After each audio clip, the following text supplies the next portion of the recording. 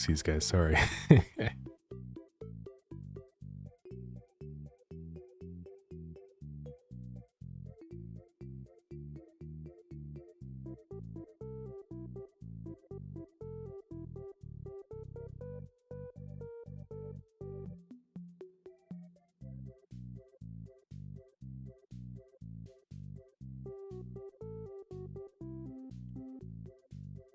What's up, everybody? If anyone heard it, sorry for the jump scare. Anyways, what's going on? How's it going? Welcome in, Woolbed, Oshik. How are you guys doing? We get started in just a bit. Yeah, we got the region stuff working last streams. It's epic. Well, I didn't get it working last stream, but I got it working after last stream.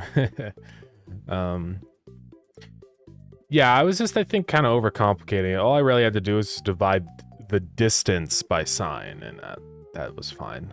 And then it basically counteracts the circle, so pretty straightforward. And then that way it also works really well because I can just like enter in a specific Y value where it gets clipped, so it's very easy. Yeah, I think we're gaming. So today I want to work on the little fish tail splash. I think that would be pretty epic. And then also maybe like a little treasure chest or something that you catch. I do want to start working on like achievements and tying everything into decoration or like unlocks and stuff, you know? It'd be cool if you could catch treasure chests or something and that would unlock decorations, so maybe we will work on that. I don't know, we'll see. But anyways, also one of these times I do really want to work on the overlay as well, so what I had after the fish pita UI rework. So we worked on like making it so that, so here, let me just open it up. This is gonna be the best way to explain. Oh no. Click and play. All right, let's go to the streaming view. Also, Hugsy Playtime, welcome in. How's it going? Gotta wait for it to load. But basically, there's like, I needed to figure out how I can get a random point within a region that the player is actually able to cast to, if that makes any sense. So if I go in here, let's just go to like the ocean. So we had this like area in here that we could cast to. I was basically just setting up some math to try and get that all working. Before we had it where it was like this diamond shape, but I think it felt a little odd. So now you can actually cast it like full strength in the corners here. So it's feeling pretty good, I think. But you can see it like kind of gets like clamped on the tops. So like a full cast over here at this angle is only up to here. So the shape is kind of like, it's in the Discord, but it's like an angle here, flat, curved circle, flat, and then angle back to the player. So I think it makes for a nice fishing region that doesn't cause like issues where you cast into the UI and stuff and can't see where you are. So I think it works pretty well. Because now you can basically just point where you want to go, click and hold, and then there you go. Yeah, anyways. Let's see, browser, how you doing? Thank you. I'm doing good. Yeah, does it work now? And are you scrapping the 2x catch rate at max distance? Not yet. I mean, it's not necessarily like a bad mechanic. I mean, like, it's just a little bonus for people that discover it. So I don't think it's necessarily a huge problem right now. One day I might eventually scrap it because it's, you know, not necessarily, it doesn't mean anything to cast at full distance. Like the thing you're casting for should just be whatever's in the water. So it's possible. It's kind of like on my list of things that might potentially go away.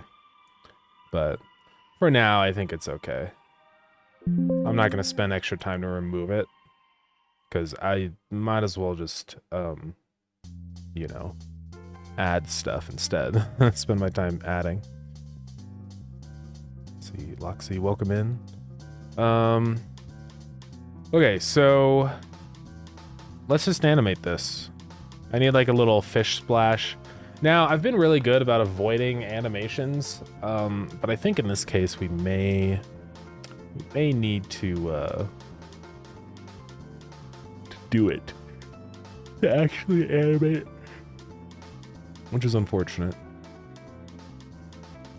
Do you make pixel art and 3D games? Yeah, I do both. So I do really want to get better at 3D, because I think 3D is cool. And sometimes there's things in 3D I feel like that are very hard to explore in 2D, just because you've got a whole nother dimension to work with. So, I mean, like theoretically, something like Deadlift could have been a 2D game, but I just don't think it would feel right, you know? I think you'd lose a lot of the immersion. If I was gonna make like a 2D horror game, I think it would be a much different setup. Like, it'd be more of like a UI based kind of thing, probably. I don't know, it's hard to say. I feel like 2D games aren't as scary as 3D games, I feel like. Riding wool stairs and slabs. Yeah, I saw that in the post yesterday. It's it looks so cursed. It just doesn't look right, you know? I don't know. It's not necessarily a complaint. I think it's kind of cool because we can finally make couches after all these years. But it is very strange. So I'm just thinking about how I want to go about this splash thing. It's not going to show up a specific fish or anything because that's just way too much work. Because I have to change the whole way that like fish gets summoned. So I think we're just going to do like a little thing like this. I think we could have like a couple size tiers. Like maybe there's like a big one that's like, you know, really high chance for fish. Is this what my freaking... This is what my... the mobile... Why is it just zoomed in on my... Oh, it's like out of date. I was like, this is the stupidest stream ever. Okay. Anyways. Do I know what G-develop is? I think I've heard of it. Yeah, I think it's like a little game engine. Is it like was it the AI one? Yeah, I think so. Yeah. Never used it, probably never will. But for new people, maybe it's worthwhile.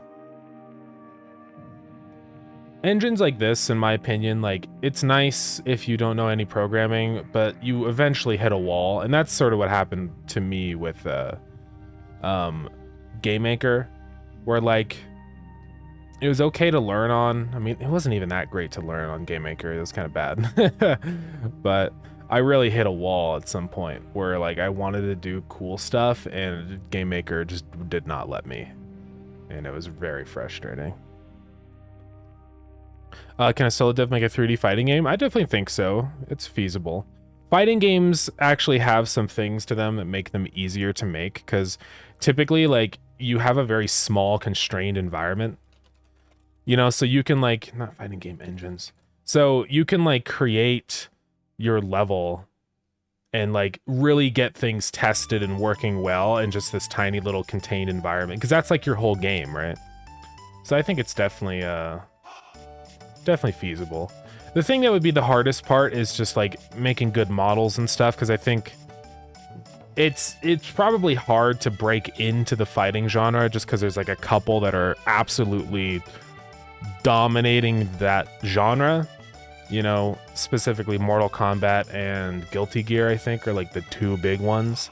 So you'd have to really do something interesting if you want people to actually play your game instead of the others that are super polished and everyone plays. So it's definitely not a technical constraint. I would say, like, as a solo dev, it would be, your main challenge would be like your marketing constraint. Like, and to be fair, it's not really my like genre, so I don't know. Maybe I'm completely wrong and indie fighting games like this are actually a pretty common thing, but I've just never seen any on Steam before. Like, the only two I've ever seen is Mortal Kombat games and Guilty Gear, so... But yeah, I think anyone can make any kind of genre. I mean, obviously some are a little infeasible. Like, I wouldn't recommend making an MMORPG, because that would, that's quite a bit of work. I don't think a solo dev could reasonably do that in a reasonable amount of time. If you gave someone 10 years, then maybe. But don't spend 10 years making one game. Anyways. Will the fishing spots and treasure be research? Maybe. I could see it being research, yeah. We'll have to think about that one. I mean, we have the whole system there for it anyways, and it would give people more things to buy in the research, so I'm not opposed. We could sprinkle it in somewhere. It'd be nice to have some more research that's like in between the expensive ones, because one thing right now is like the research jumps from like 50 points to 100, 500, 1000, and it feels like you barely get to research anything. So I'd like to throw in more smaller researches.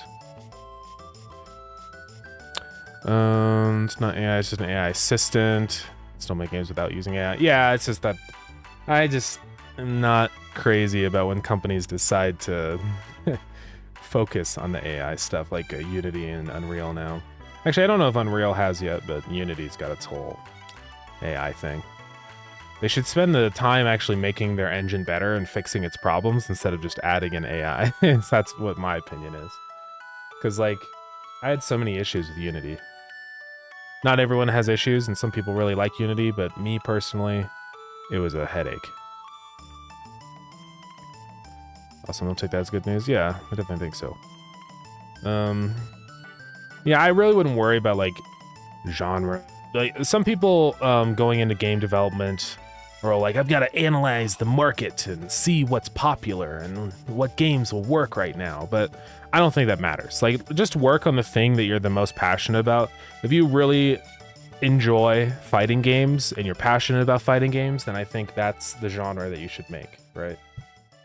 So there's only like one or two genres that I would say avoid. Like MMORPGs is one, and like, I don't know, that's the only one I can think of right now, but I imagine there's another that's probably a little bit hard to tackle.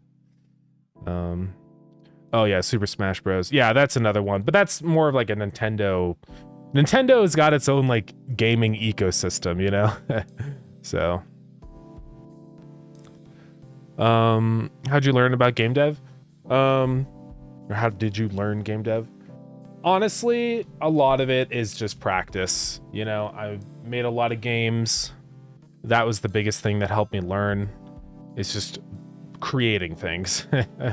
I know it's maybe a disappointing answer, but because the first commercial game I worked on was Pogo Rocket. This is out on Steam, and it was a complete disaster. But I think that was kind of helpful in a way, because I was able to understand why it was a complete disaster, you know, and improve. Because the issue is, well, first off, I picked a genre that was completely oversaturated. And I know I just said, pick it whatever genre you want, but also here's the thing, I'm not really like a big platform gamer, so I don't think I understood what made that genre good. Also, just the way I advertised the game was absolutely terrible. I'm like, it's a 2D platformer with funny mechanics. Play through dangerous levels and obstacles and save the world. It's just so boring. There's no fantasy for the player with something like that. Say, hey Nick, welcome in. How's it going? Yeah, it's going pretty good. We're just talking about my game dev journey, and then we're gonna get into learn-in stuff. So, hey Ryan, thank you for the speed. Good evening. And also, like, I just made a lot of mistakes with this game. I overscoped really bad. I added in stuff that didn't matter, like a level editor and workshop support, because I was like, well, maybe people will play it for those things, and I was wrong. Nobody cares. Stuff like that should only be an extra if people are already enjoying your base game, right? So, thank you for the cheese time. So yeah, don't spend time working on extra features like that unless your base game is already successful and you're making money. But yeah, it's just a lot of trial and error, and that's sometimes how it is. And then Starground, the next iteration, did significantly better because I was able to like improve, and also swapping to Godot was a good idea. Poker Rocket was done in Game Maker, and it frickin' sucked, guys. I don't like Game Maker. There are cool games in Game Maker, don't get me wrong. But me personally, the programming side of it was a nightmare. I hated Game Maker. But yeah, Starground went much better. Though there's still a lot of issues even with Starground, right? And that's fine. Every game always has issues. And it's good if you're able to identify the issues that you've had with your games that you've launched. That's just how you learn. So, would I recommend Unreal for a 3D fighter? It's gonna really depend on like what kind of visual style you're aiming for. Honestly, I don't think you'll ever be able to compete with hyper-realistic stuff like Mortal Kombat. And it's not like because I'm saying you're bad at making games or anything, but it's just because anyone would struggle as a solo dev. Because the team behind Mortal Kombat is like a team of 1 million people, right? And they have tons of money to throw at artists that have been studying specifically 3D modeling and texturing for years. So, and it's just not gonna look as good, and that's fine. So I think what would probably be best, instead of targeting like a hyper realistic vibe, I imagine it would be better to go more stylized. So if you're going that route, I don't know if Unreal would be the best choice, just because Unreal is fine, but also Unreal is a very big, heavy engine, you know? It's great for like large teams and people that really need all of the stuff, and also need something visually that's going to work well with their ultra high detailed models and textures, but you're not going to have ultra high detailed models and textures. So I'd say just go with something easier to use. Unity or Godot would probably be a lot easier in my opinion. I've had a good time with the 3D in Godot, so I mean that is an option. Of course I'm biased because I like Godot, but Unity is also fine for 3D stuff. Though I'm not a big fan of Unity as a company.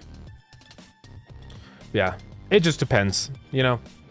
There's no right or wrong. I mean, you can do Unreal if you want.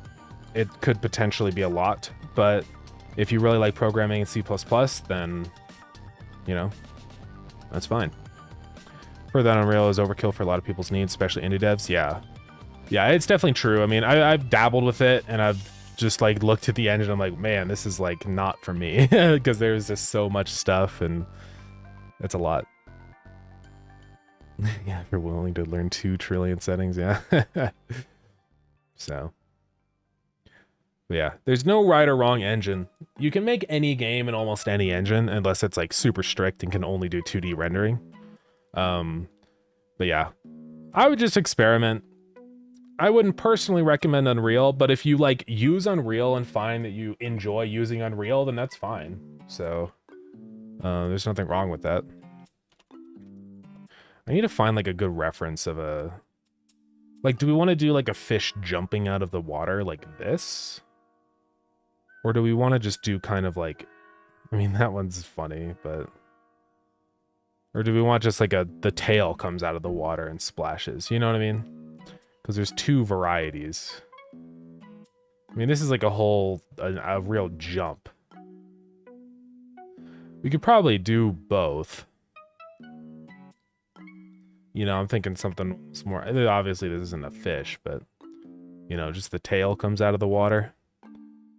The only thing about a full jump is that then we have to fully draw the fish. And so, like, it's going to be weird seeing a fish that is the same in all the regions, because then you're going to be like, well, I should be able to catch that fish, but it's not a real fish. So it might be better just to show the tail, because then it's still, like, obscuring what the kind of fish is, where it's like, I don't know what that fish is. So, we could probably do it.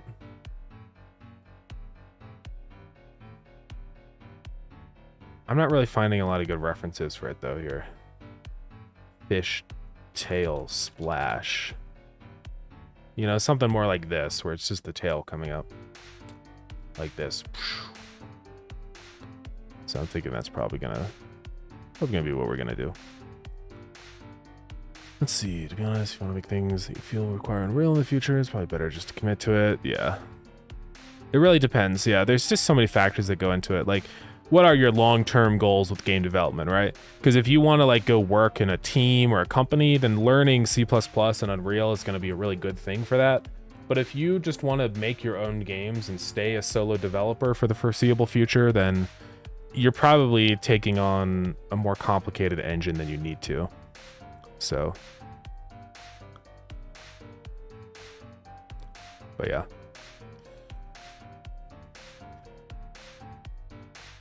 Anyways, after we went to sleep, a bunch of people came and started chatting. Yeah, it's quite unfortunate. Yeah. Tail plus bubbles. Yeah, I think that's probably going to be the play here.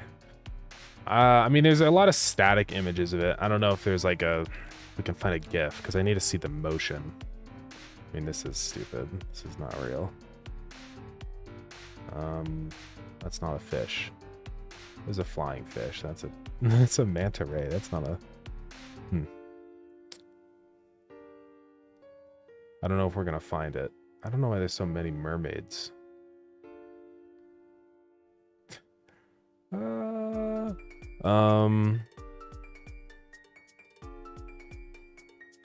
Well, maybe there's a video. It's all fishtail hair braids? Fishtail splashing in water. Why is all the mermaid stuff? I don't get it.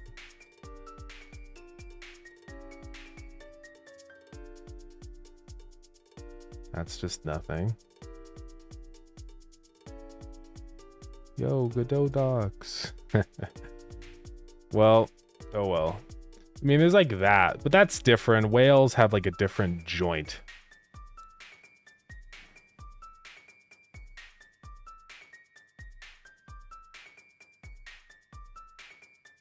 That's actually a flying fish.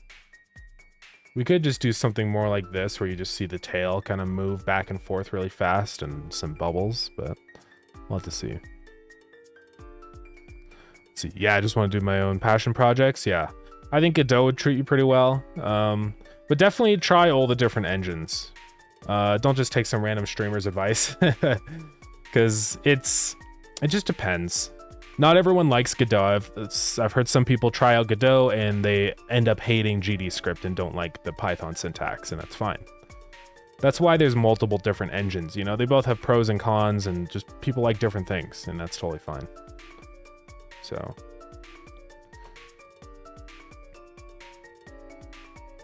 Instead of searching GIF, you can filter in the tool. Yeah, the tool thing is pretty nice. Well, I can't find any good GIFs, so I guess we're just gonna have to kind of wing it.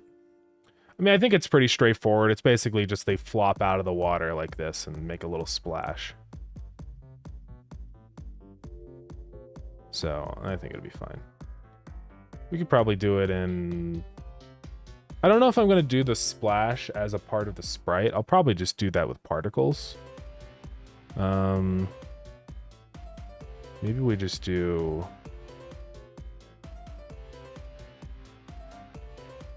You know, kind of just like that. Just like 3 frames would be fine. Maybe we do 5 and have like a frame where it's kind of blue, like it's underwater. So let's do 5 times 16. I think 16 should be fine because that's like half the size of the player. So let's also show our grid. I never used to have grid technology in paint.net. Although I saw the most insane announcement ever. He got the domain paint.net. It's actually paint.net. It's been like 20 years. It's insane. I can't believe he got it.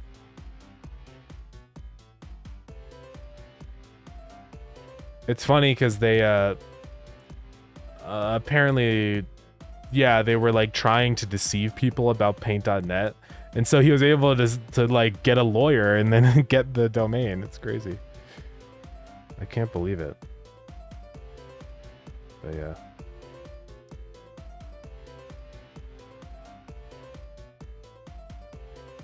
What is all this? Apparently he used AI images on his website. Anyways, I'm done with paint.net though. I've enjoyed Krita so far, and I think it's a lot more feature rich. So, and paint.net still doesn't have autosaving and stuff. Because it's made by one guy, you know? This is why I like open source so much, because it means everyone can contribute and make it better. When it's just like one guy, you're just at the mercy of whatever he decides to add, you know? Which is kind of unfortunate. If Godot didn't have the indent symbol and not touch it, and very thankful for them thinking about that. Yeah. No, it is nice. I do like, Godot has a lot of little stuff like that I always think is very nice as a developer personally.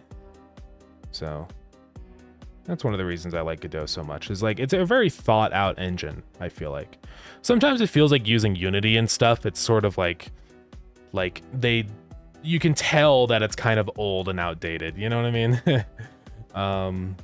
You see all this like old unfinished stuff that they kind of abandoned, but Godot is like, it always just feels like, yes, I'm so glad that that is a feature in Godot. So, see, I don't know what kind of fish this is going to be. It doesn't have to really be a real fish. Just something, you know?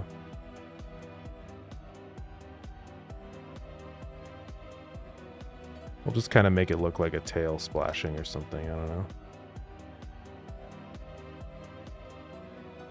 And then over here, we have to have this sort of like turn into blue here to show like an outline of the fish, and then do more opacity stuff.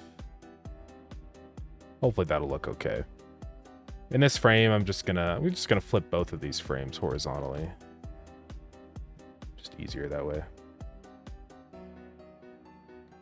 I don't know where it's lined up. I think it's there. Okay. Then this should go like, that's there, probably right there in the middle.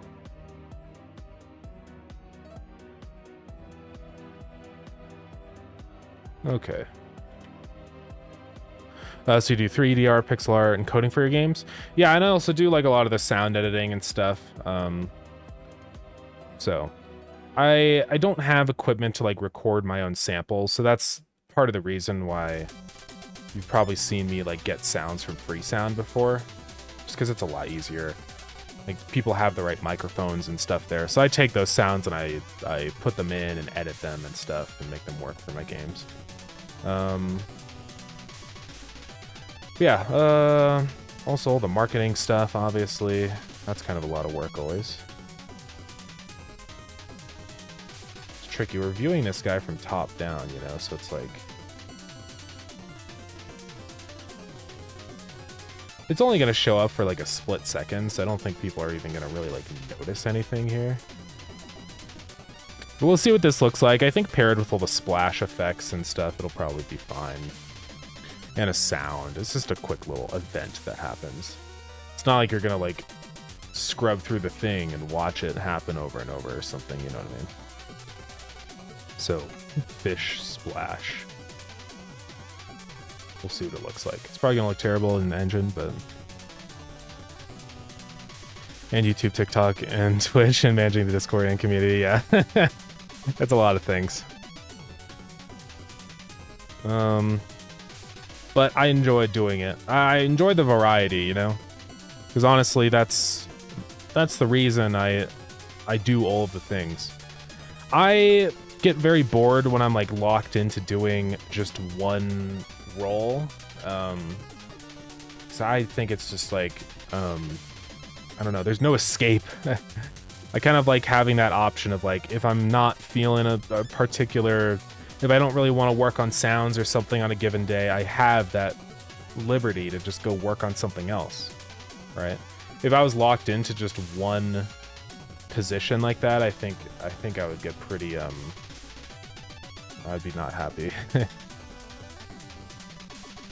up the FPS on that, like way more, like 12 or something.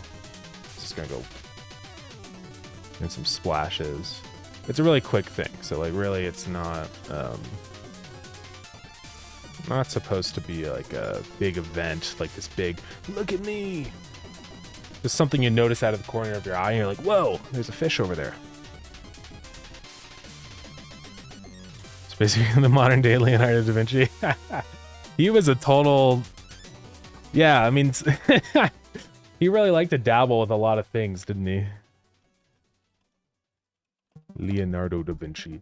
Because he did like, he was both like a painter and like an engineer, and he was a crazy guy. But kind of epic, if you ask me. Leonardo da Vinci. Italian polymath. Yeah, an individual whose knowledge spans many different subjects. It's kind of cool. Painter, draughtsman, engineer, scientist, theorist, sculptor, and architect. It's pretty insane. He's a busy guy. How did he like make his money and stuff? I guess he probably sold his art.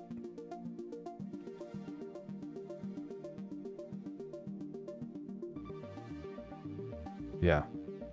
Yeah, it's insane. That's you, man. I appreciate it. Oh, man. Yeah, I don't even... Oh, man, editing, too.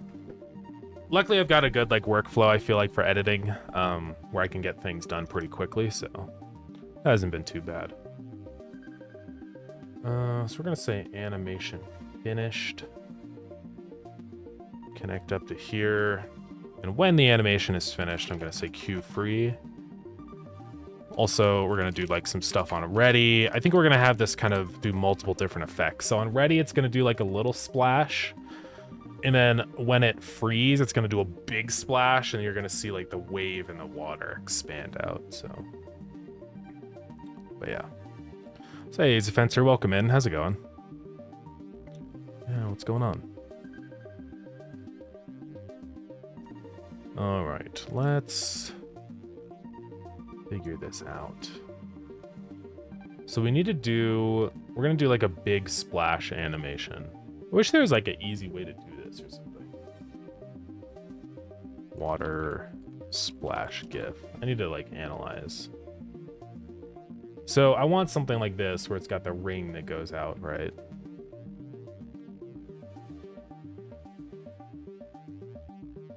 Usually it's like just one line, it looks like, that goes out. I could do a couple frames, but then also expand it at the same time. Just so that we get kind of like a... Still get that hand animated vibe. So it'll probably end up being quite large. Let's go like to 32 by 32. Well, that might be too much, because if it goes on the edge of the water, it'll look bad. But we can do this. Go on messing with the Babel Images archive right now? Oh, yeah. Babel Images. That's the one that, like, it has potentially every image in it. Right? Universal slideshow.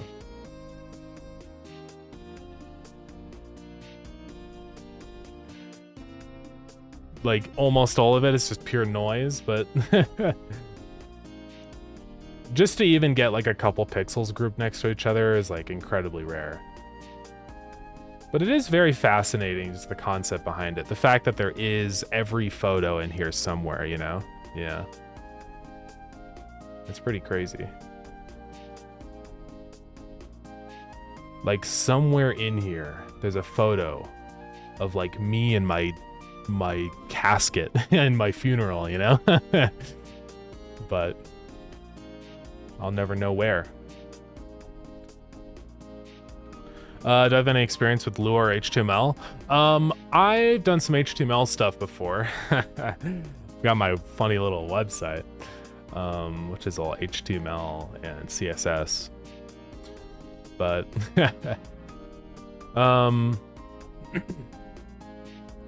yeah, web development can be kind of fun.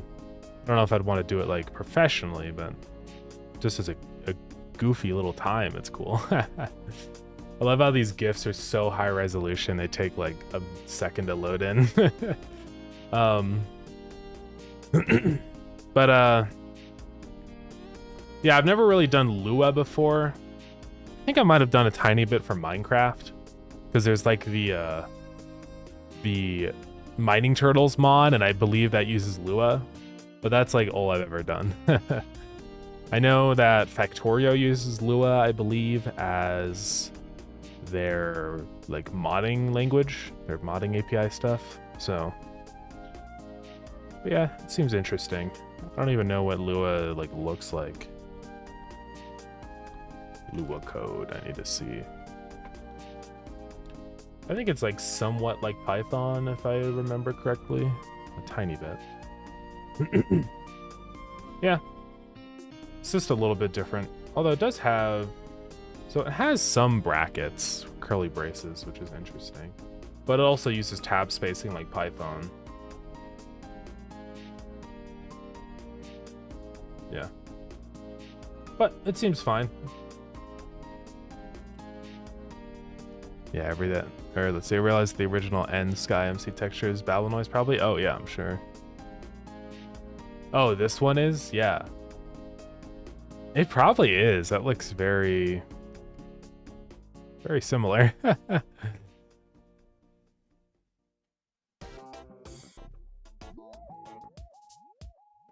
It very well could be. It's either that or Notch just like generated it just using his own algorithm.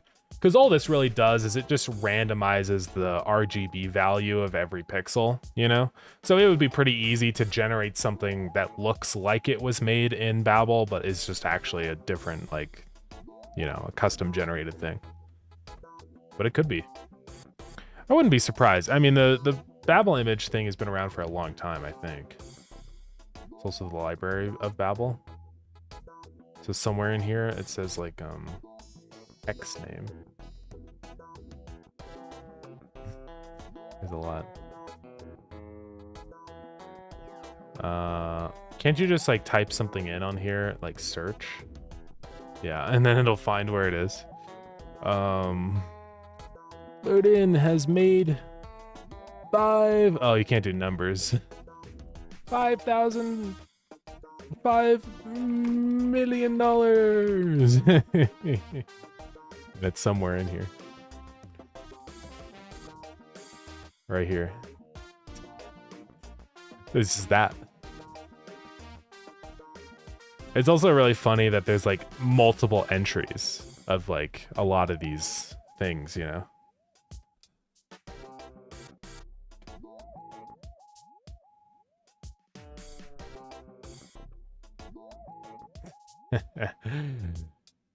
It's got to be insane, like if you were just browsing through this and actually see like a sentence formulate, or even just a word in like stuff like this. It's got to be like, whoa, like the word see. I wonder if like, can I search A? Is it going to show me like 10 billion results? Interesting. Yeah, that's actually pretty early on. It's only page 200. Yeah, I guess it finds whatever the first... Well, it probably uses like some kind of hashing thing to calculate it, I imagine. One of these pages contains the truth of the universe. I know, right? It's crazy. But also, like, for every page of truth, there's also like another million pages of pure lies and deceit. You know? So... It's a funny little, like, thought experiment, but it's, you know, it's nothing though at the end of the day. It's not actually any real meaning. Let's do like a 3-frame guy. So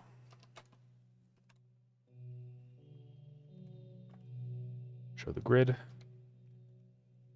So I want this to since we're looking at it top down, it'll kind of look a little bit like this.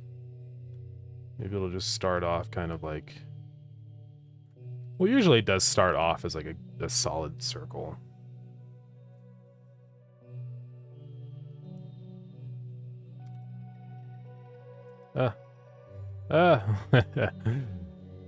Oh, goodness. Just gonna redraw it, dude. So then the next one will be like out here. And this is where it's gonna start kind of changing, I think.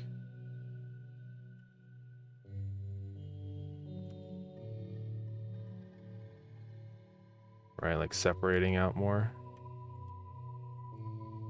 We're gonna go through and anti-alias this too. And then the final layer is gonna be like right around here.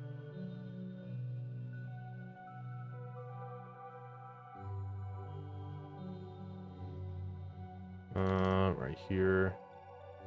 Oops. Okay. Let's just make some lines on the inside too.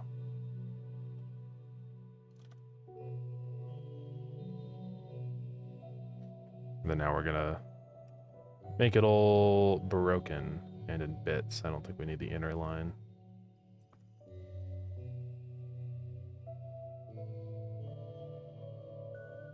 Something like that. Now let's go through an anti-alias and do our stuff.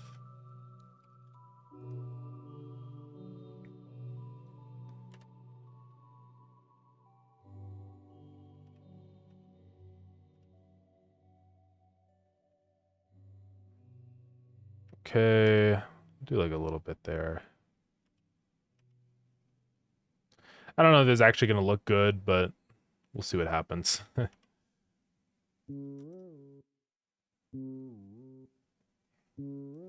That's good enough. Although the only thing that I realized I made a big mistake on is that it like looks like it. I need to like mirror this basically. Like that. That should look a lot better. And it'll also fade out. This is just like the shape of it, so we'll give this a try. I'll say large wave. Okay, so we can't like spawn in the particles in here. You know, honestly, what I need to do is just hide this node or something like when it's done. Instead of immediately queuing free. Actually, yeah, I don't want to queue free because we need like to keep track of whether the bobber was added next to this node. So it won't actually queue free for a while. Eventually it will, but it's going to be like a pretty long timer. Like we'll say like 20 seconds after it spawns in or something, you know? So get tree dot create timer. Let's say like, yeah, 10 seconds for now. Connect to queue free. Maybe a little bit longer than 10 seconds. We'll see. So that'll queue free it. Then on ready, we want to start this. So we just say play. We'll have a sound in here. Audio stream player. And that I'll do as a 2D audio source. I have a couple splashes in here. I've got like this splash. I want to get a different splash for this because I don't want everything to just sound like the same splash. Although, you know what? This is just on screen, so I'm just going to change it to a regular audio stream player. But yeah, we'll probably change it. For now, this is just a temporary splash. Wouldn't it be cool if the end sky texture was actually randomly generated each time? That would be pretty neat, yeah. That would be crazy, yeah, if you like go in and there's like a letter or something on the texture. Yeah.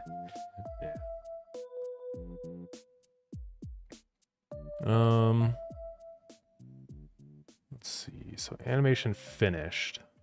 So that's going to be once it goes and splashes back down. I might change that because I want to do like frame specific moments. So instead of doing that, I'm going to do frame changed. And that's what I'm going to do all the stuff.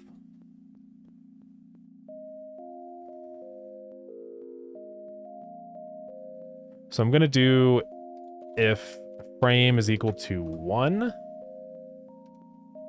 which is this frame. I wanted to do the initial splash, right? That one. I also wanted to do, and then also down here, if frame is equal to 4, which is the final frame, that's when we do more stuff. And I will say on animation finished, actually, to make the node go invisible. So we're going to say self modulate.a is equal to 0. Okay, then frame 4, that's when we do like the big splash and all that stuff. Now I already have that splash effect, so we can just go into the fishing region and copy it. It's not pot splash, I don't think. It's the bobber splash. It might be this one. I think that's it, yeah. So we're gonna copy that. And we're gonna have 2. So we're gonna have big splash and start splash. So start splash will be emitting here, and big splash emits at the end. Hopefully it'll look cool, we'll see. The start splash is like, that's too many. We're gonna make it very small, lower the initial velocity to like 40 or something, 20. Also for the gravity, I wanna lower that a lot. So it'll just be a little one like this. That might even still be too many. I don't know. Maybe we go a little bit less. Like this, and then the big splash happens after. I'm going to lower the initial velocity a little bit more on that, so it's more like around it. All right. So that should look good, I think. So it's going to do that. It'll play the splash. And then the next thing is going to be doing our like splash wave. Oops, it's got to be an animated sprite. New sprite frames. I would just do this as a particle, but since it's just one like thing, we don't need to bother.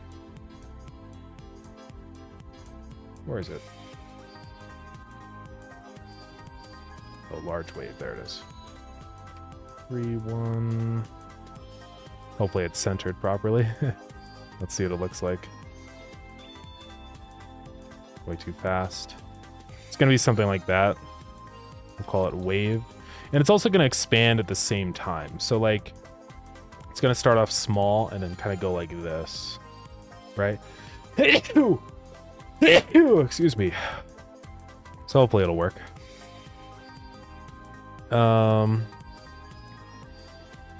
So we're going to start it off at scale 0.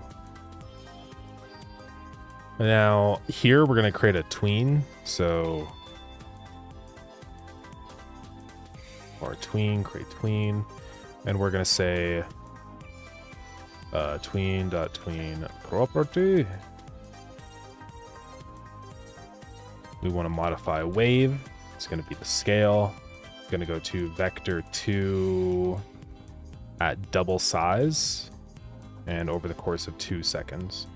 And I might go longer than that. And then the also other thing that we're going to do is the modulate A is going to fade out to 0 over that time also. And also right there is also the moment when we say wave.play. And I might need to do even slower than 2 FPS. 1 would probably be fine. So then we need this to really be like 3 seconds at least. So yeah, we're going to see what this all looks like. I have no idea.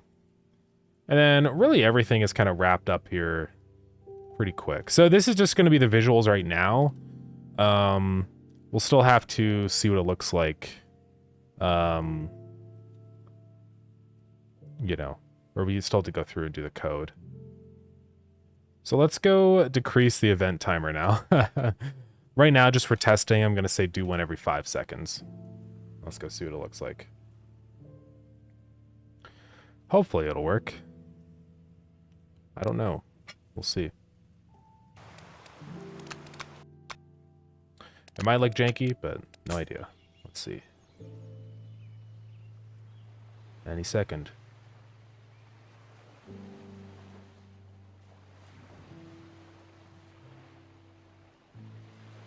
Oh, did I set up the code to make it not spawn? Hold on. Yep.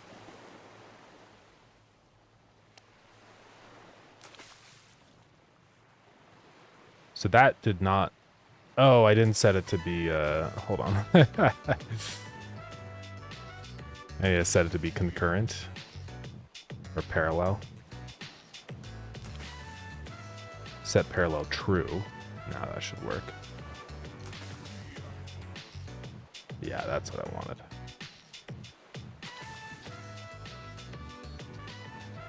I think that works okay. I know I'm gonna get a bunch of comments from people that's like, I hate the scaling! Why do you do mixels? Ah, I hate you, I hate you! I always get comments like that. I don't know why people are so, like, particular about it, you know? I'm also gonna start the animation here instead.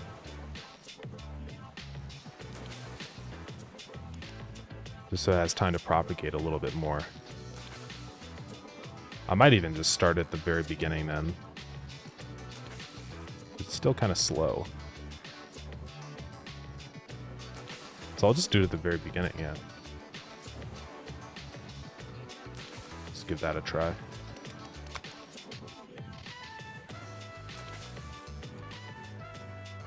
It's better. It is like misaligned with where the splash actually happens, so we need to fix that. And really, it's the issue is not the... It's this. It's the sprite. I need to, like, shift this up or something, you know? I think I'm going to go ahead and do this. It's going to break the game, so let's get out of here. I'm going to copy the sprite frame so it's not broken. I'm going to add a new animated sprite 2D. We're going to call this the tail. Paste. All right. Now I'm just going to change this into a regular node because I think it's easier this way, or even an area 2D, because that's really the, or no, I'm probably going to do the distance check differently. So we'll just do that. Fish splash. And now instead of all this stuff in here, instead of saying play, we're going to say tail.play. And also if tail.frame. I think that should be a little bit better, because now what I can do is like get these all lined, right? So like I can offset this upwards to like right there, because that's kind of like where the splash is happening, maybe 4. And I think it'll look a lot better. To be honest, if mixels are done right, oftentimes look better or more clear. Yeah, I think it just depends. Like, I really don't think the mixeling that I'm doing in this game is particularly bad or anything. Like, it's funny how some people really dislike the like wave effect I've got going on the plants and stuff. And like, do they realize how much work it is to hand animate an animation for every single plant in the game? They don't, and that's why they're complaining. So it's not something I'm ever going to do. Even like the NPCs and stuff. You know what I find funny is they complain about the plants, but then the NPCs that actually have like, they're on like a rig for their sprites, they've never even noticed, you know? It's really funny. And I think it just has to do with the animation speed, so... try the snap pixels grid. How like it looks really bad in my opinion. It's like noisy and like hard to, makes my eyes angry. And then also what happens is it ruins like the vibe of the fish when they're like swimming, because it's just, it destroys their sprites. It's really bad. So, but I think it's totally fine. I'm of the like, some people are very like, they're old heads when it comes to pixel art and stuff. It's gotta be pixel perfect, and you've got to do it this way. You're not allowed to do this stuff, you know? But I don't really feel the same way with this stuff. I feel like I think the art looks better when I'm able to use post-processing and shaders and make things ebb and flow and do things, you know? There's so much stuff in this game that is not pixel perfect, but you don't even really notice. Because, like, the thing is not... I don't think the pixel perfect stuff matters very much. I think it's just being consistent about your art, right? And, like, all the art is consistent. And I'm usually pretty good about keeping the pixel ratios of my art in line with each other, you know?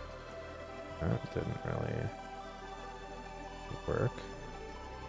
Oh, right, the signals are not connected up properly now. Yeah, anyways, I think it's just kind of funny. So I want to say frame changed again. Boom. And animation finished. Boom. Oh, God. It's okay, we'll just move him down here.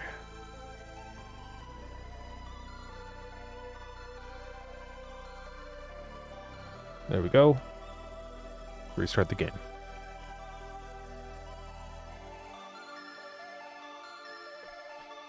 Okay.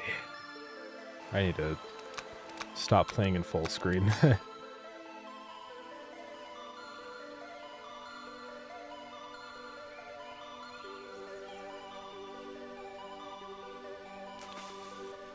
Oh.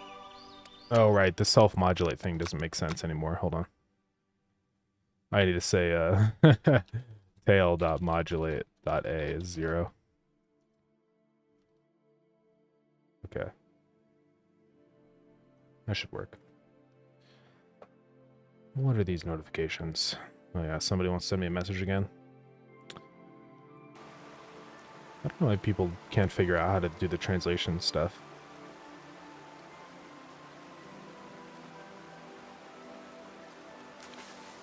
I have 2 requests now. Okay. What's also cool about the system that we have with the main menu is that these little events also happen on the main menu. Right, you can see the fish splashes happening here. So it's kind of epic. I do want the rate of the splashes to increase when it's raining. So we're going to be doing that.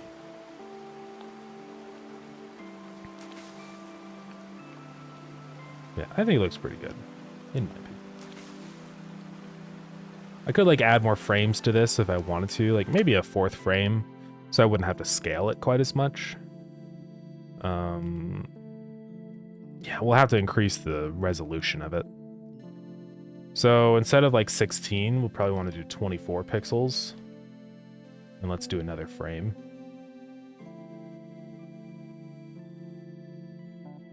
Make this 24. Wish I could tell where the middle of the thing is, but it's fine. It's probably around there. And I'll just do one more frame where it's even a little bit larger. I think that's centered. Probably. Let me see. 6 pixels. 6 pixels. 5 pixels. 5 pixels. 6 pixels. 6 pixels. Yeah, we're good. All right, and then just one more. And we're just going to kind of extend the waves more, right? Keep the, like, same motion that we already have. It's like these guys are going out here, so they're going to be visible up there. And, like, this guy is going out this way, you know? Make him visible there. Same with, like, this guy. So now we can delete those. And then we've got these guys. And that guy. Right, kind of like that.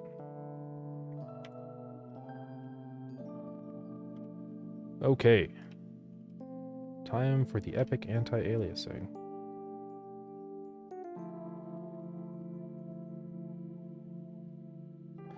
Anti-aliasing does really help, like, make stuff like this feel a lot smoother, I think. So that should work there. I'll save that. Then now in here with our wave, I'm going to delete that, or delete it all. So it's all broken now.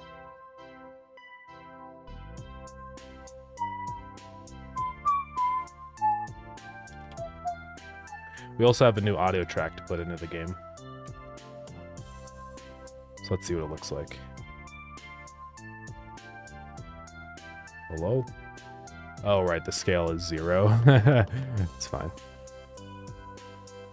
And then this, instead, I'm going to say vector2.1 times 1.5. And I need it to, like, happen faster initially. So I'm going to say tween.set ease. It's going to ease out. And tween.set transition. Something, like, kind of not as intense, like sine. Just, like, a little bit faster in the beginning, and then it sort of stagnates at the end. Let's see what this looks like.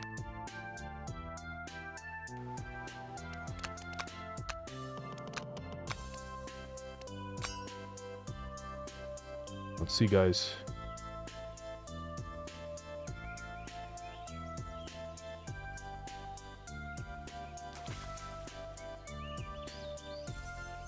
And I can't see the final frame because it's still 1 FPS, so I gotta up the FPS now to 2. Let's try this.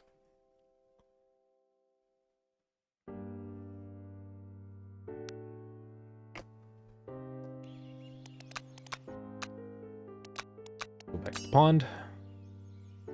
Wait a moment.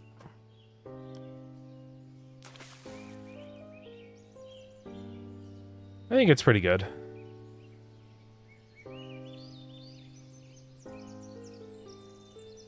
Maybe I would even have like the beginning animation just last a tiny bit longer, like an extra frame. The beginning frame on that animation, I should say. Because it seems like it's stuck on the last one for quite a while. But I still want it to feel like it has like motion. So what I can do is just set that frame duration on the first one at 2. And then when we go back in here, it should update, I think. Let's see what happens. Come on.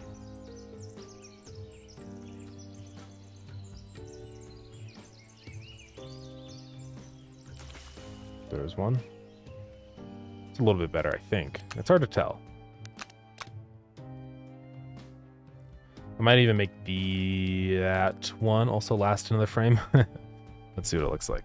I'm gonna restart the game just to make sure it's actually working.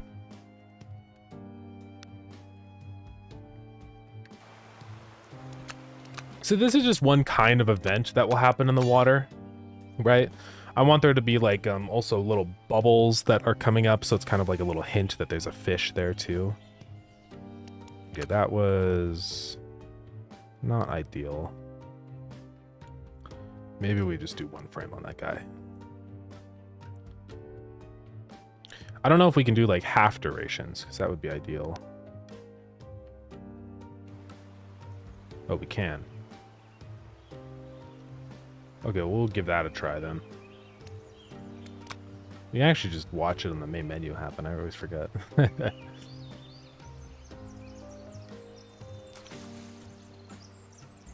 That was pretty good. So now you can just like remember where that little event happened, and then you're like, oh shoot, I gotta go cast over there, you know? And that can affect the speed at which you get fish. So I think it's just a fun little thing. So let's go back into the fishing region code for our catch timer. I think it's actually a real timer, if I'm not mistaken. No, that's the nibble timer. I think it is, it must be a float that I'm just modifying on process. It's probably in like process world or something is where I'm doing it.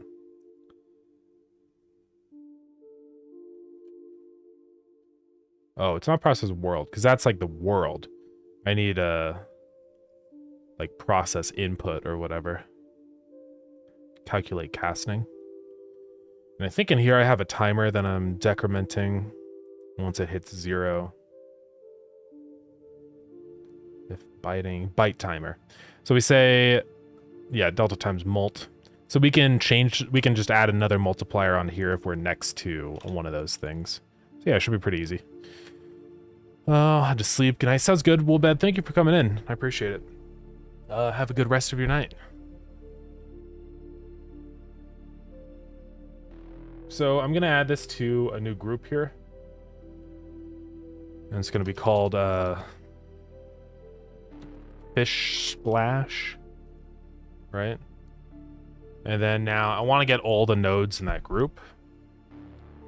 And there's only going to be like probably one ever active at a time. I think maybe 2 or 3. So I'm not really worried about the code too much or it being laggy or anything. It's fine. This is not, I got to remember this is not Starground, you know? It's a much different mind space toward optimization.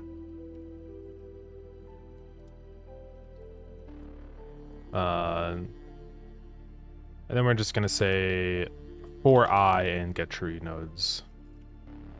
If so what is our cast position? I thought we had that as like a thing.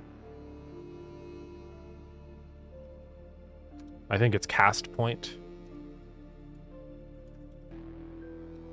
So if distance to I dot global position is less than let's say 32 or something, then we say mult times equals 2. And I just want to make sure that it is actually working, so we'll do that. And let's up the timer on this a little bit longer, like 15 seconds should be pretty fair. So this should just make it a little bit faster. If you cast in a spot where a fish just landed or just jumped, then yeah. And we could even do a full fish jump too as like another version of it that increases the chance even more maybe. There's a lot of things that we could do here. So let's just go see. I don't think I have any, let me see if I have equipment upgrades. I don't, which is good. So let's go to the pond. We'll cast in a spot that has a splash and let's see if it's printing out our multiplier.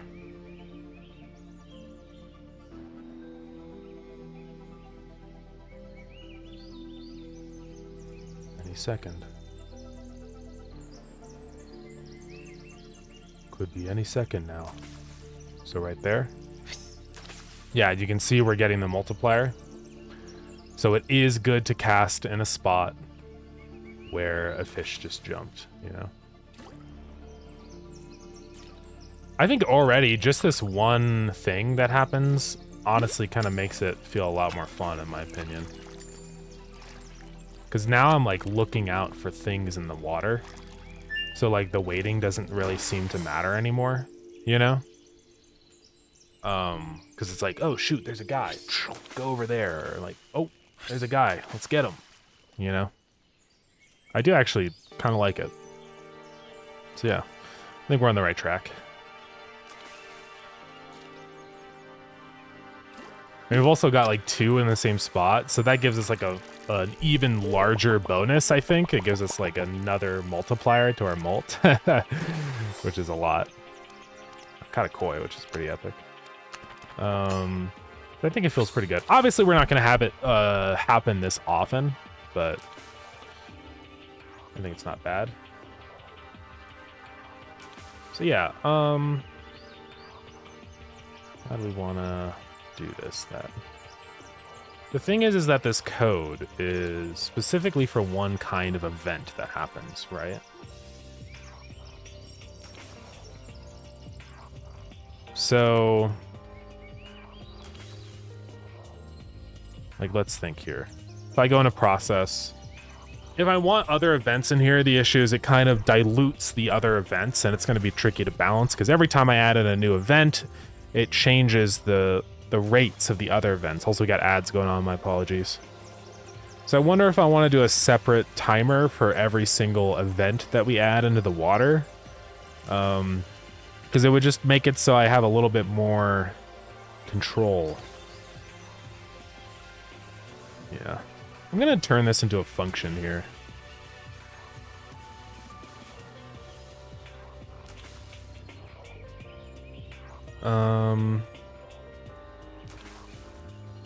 like all of this. And I'm gonna run this until it gets a valid position. So function get random cast point. So we're gonna do that. I'm just gonna say var.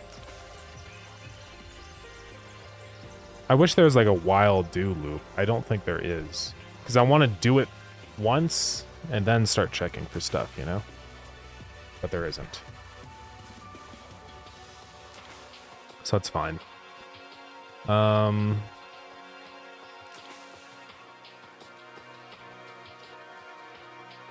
I want to get a point, I want to check it. If it's not valid, then go ahead and do the next one, you know? I guess I could just say var in water, right, is a bool. It's false, or is true. And then I say while in water, so while it is, or while it's not in the water, go ahead and try and get a new point every time, you know?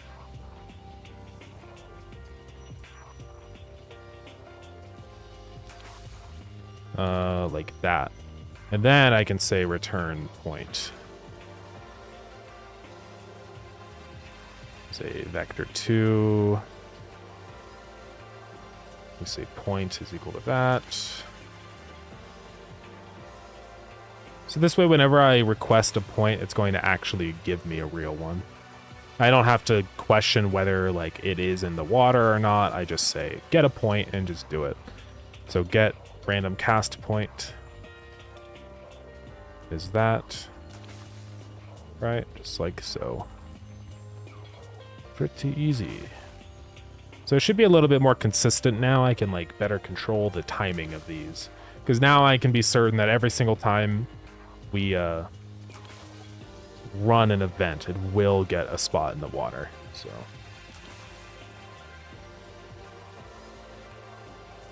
okay, so we're on the right track.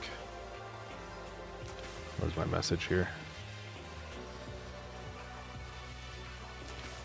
I have a notification on the Discord server. Right here. Oh yeah, there's a pixelated version of Arabic.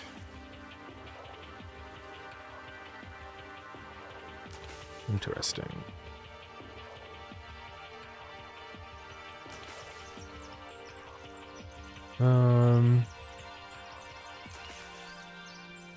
I could definitely take a look at this. I don't know how many characters I need to draw in order to make Arabic work. So I might be able to just add it into our language, you know, our font. So we'll see. I appreciate the... I'll take a look at that. Might actually just draw all the characters and put it in our native font, but I'll need to see if that's something feasible, aka not over 1,000 characters like Korean and Chinese.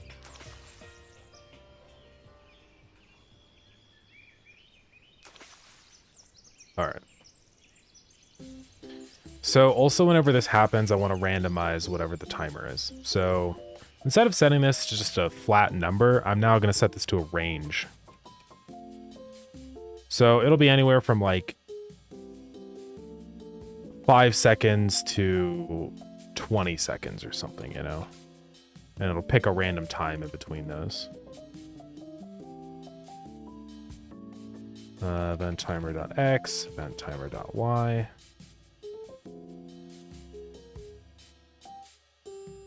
All right, so now we go back in here. Here we do the same thing, randf range. Oops. .y. Okay, so that should pick a random time now in between the two also, which is good. And yeah, the other ones I think are going to be really easy for us to do. Like the bubbles are pretty straightforward, I think. So that would be nothing. I wonder if I want like specific events to be worth more. Like, is the bubbles better to cast onto, or is the splash better, you know? Any thoughts on that, on which one would be like a stronger event to interact with? Also, I want to make it so when it's rainy, that time also speeds up. So I want to say if current weather, and I think that's an ID. Yeah.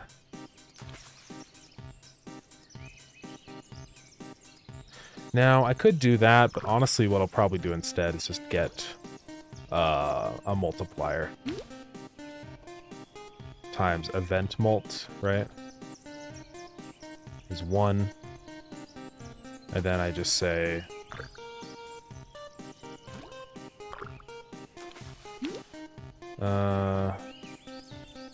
weather changed. I don't really want to have to get the weather stuff every single time, because that seems inefficient.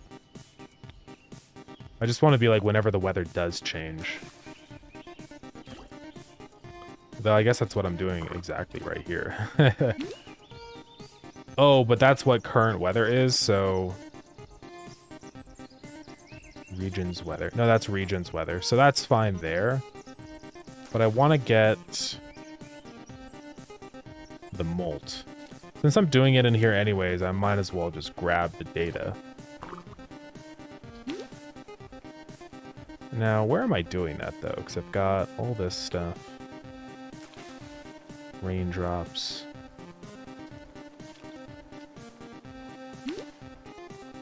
Oh, it's right here. This is... oh, this is just in process here anyways. Okay. So I'm already doing it. So what I want to do here is set our var weather event molt, right? Just so I can choose how fast events happen, depending on the weather. And that adds another reason to go fishing while it's like rainy and stuff. So I'm gonna say event molt is equal to weather data dot get event molt 1.0. Now let's go back into the weather table. So we're gonna give molt to all these. So event molt 1.0.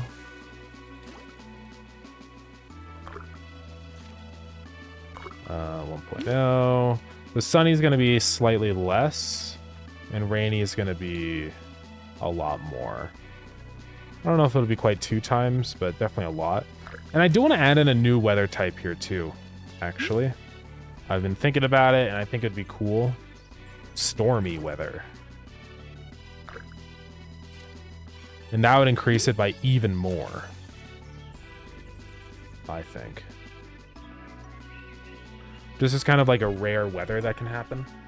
I probably will change the weather system so that's each region has its own like rates of weather happening, maybe. We'll see. I'll have to make a new icon for it. So let's go over to fill description and replace that with 200% or whatever.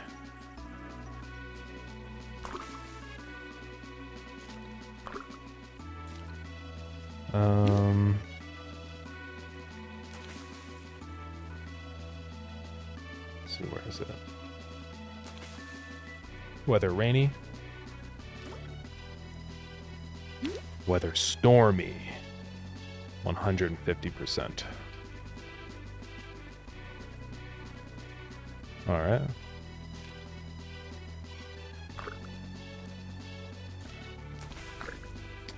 Now back in here. Let's just go draw an icon for it really quick while I'm here, just so I don't forget about it, honestly. And we're gonna have to like add a new check for what the weather should be like with that. And another thing I want to do too is only make that weather a valid pick when it's already raining, right? So it's kind of like when you see a place raining, it's like, ooh, there could be a chance that it starts storming, you know?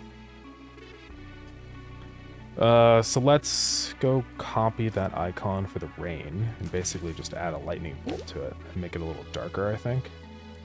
I think that's in icons. So, hey, David Huffman, welcome in. How's it going? What have you been doing? And we're gonna make the clouds even darker. Because now it's like scary weather. Let's see, lightning bolt.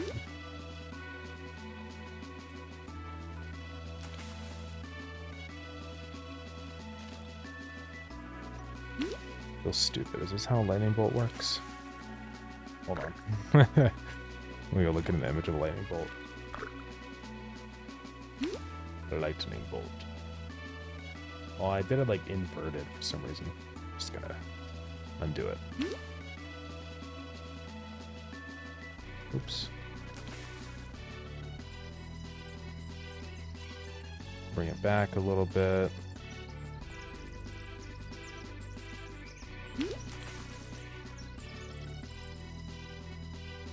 Something like that.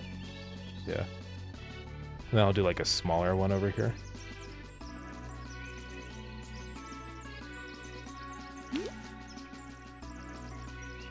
Something like that. And then for these clouds, I want them to be like scarier. So I think they're gonna have like more bits. Sort of like this.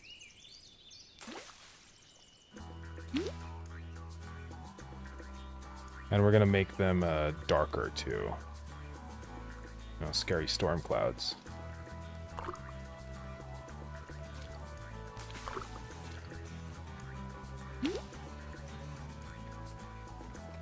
All right, let's do this, I think, instead. Or what is this outline color I'm using? Is that the one from Starground? I think it is. This might have been before I actually used my palette. It is. That's kind of funny.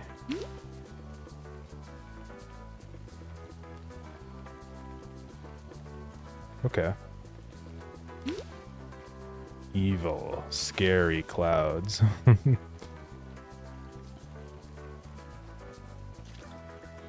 Yeah, I might go back and fix our old sprite. It is kind of funny that it's still using the old one.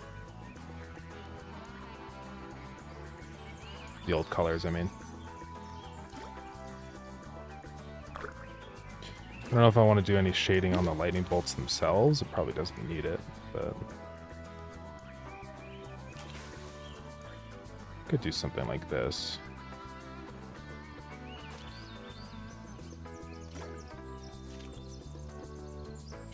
Anyways, this is good enough. So, icon weather stormy. And then, yeah, on the other weather icons, I want to get them in line with our color palette.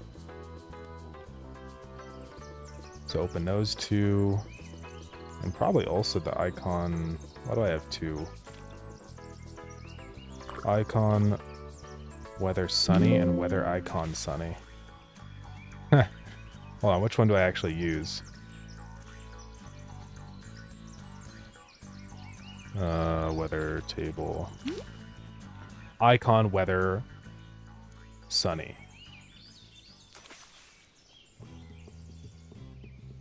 So let's get rid of the other sunny. Weather icon sunny. Remove. Okay. So yeah, let's grab that one, and that one, and we're gonna modify all these. Because they're not using the right color palette. Thank you for the hydrate. Much appreciated.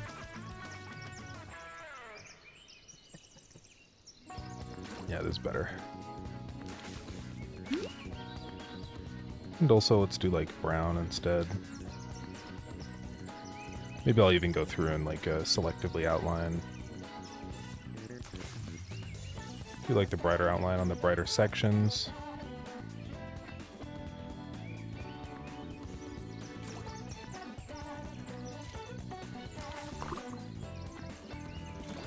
Yeah, I think it looks fine.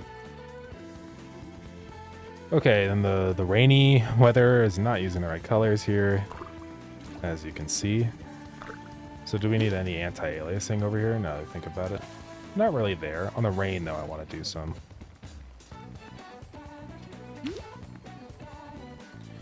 See, I want to do like some of this, make the rain feel a little more organic.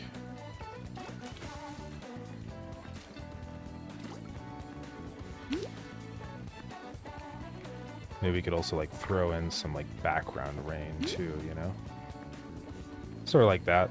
And then for the color here, on the rain, we'll do a darker black. And we will anti-alias around the little rain particles. Sort of like that. Okay, then let's get this all in line with our actual palette.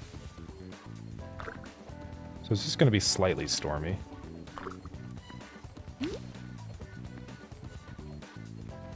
Like that. It's just rainy. It's not full-on storm level, you know? Alright, so that's better there.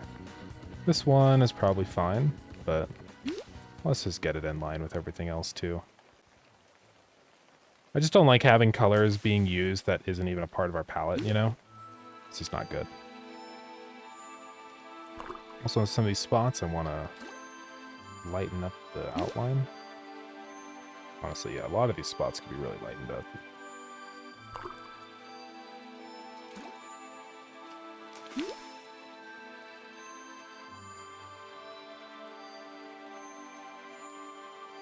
Just like that. And stormy, evil dark storms. Now, one thing I don't like about the stormy now is it's like too dark. Here, I'm gonna do this. I'm gonna copy it all and then undo a bunch.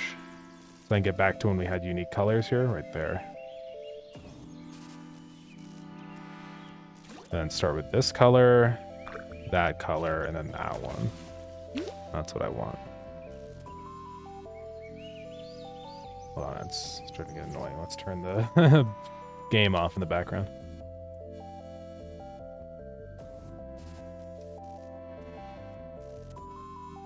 Might add a couple shine marks to this one, just to make the rain feel more angry, if that makes sense.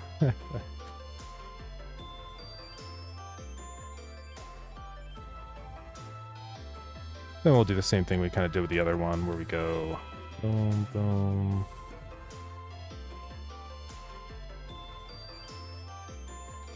I think this will be a lot more in line with our style.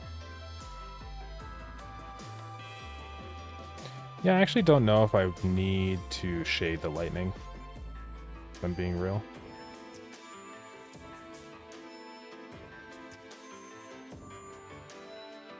Oh, don't like that.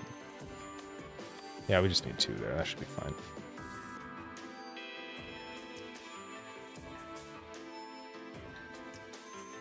Yeah, this should be fine. Okay. New and improved icons. Let's go mark it down. Change the... Updated all the weather icons. In line more with our style. Added the stormy weather type. Let's go see what stormy weather looks like. We'll have to implement lightning strikes. That's fine. So then I also want to do that. Or yeah, we have the whole event multiplier. That's the thing that we added. I forgot. So if we go back into the fishing region code. Yeah, so that will be set to whatever our event multiplier is. And then there, we're multiplying the speed that we decrease. Okay. So this should work pretty well. So we should see stormy weather as now a new potential weather type somewhere. We might have to like wait a minute. We'll probably just go in here and just say weather li weather stormy. Stormy weather. So since it doesn't have like the code set up for changing the visuals, it doesn't look like anything right now. But it is real. Changed everything to stormy. So we have stormy. I also want to change our little weather pop-up here, because right now it just shows whatever, increases our chance by whatever on the tooltip, but I wanted to show the other stuff too now.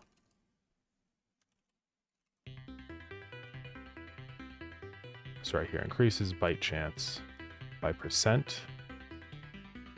So that's just a description. Interesting.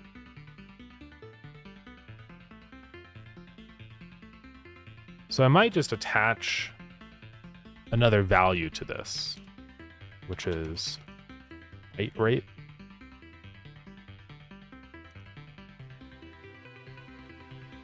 And set this one on rainy to 2 times, right? And stormy should be like 2.5. Cloudy should just be 1. And sunny should be 0.75. And now we don't even need to have a description on these either.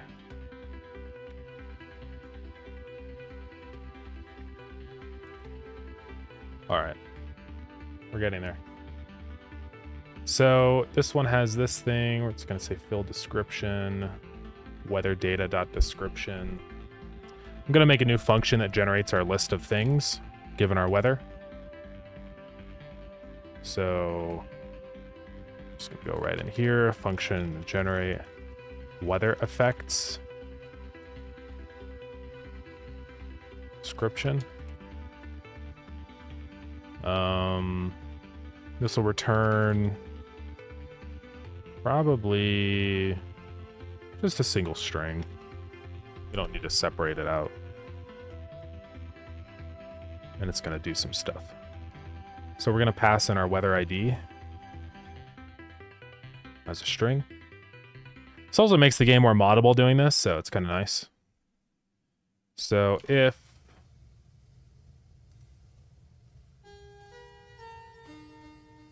So first off, var weather data equal to weather,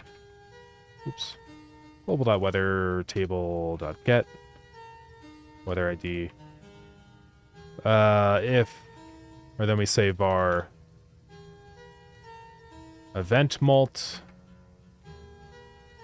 and var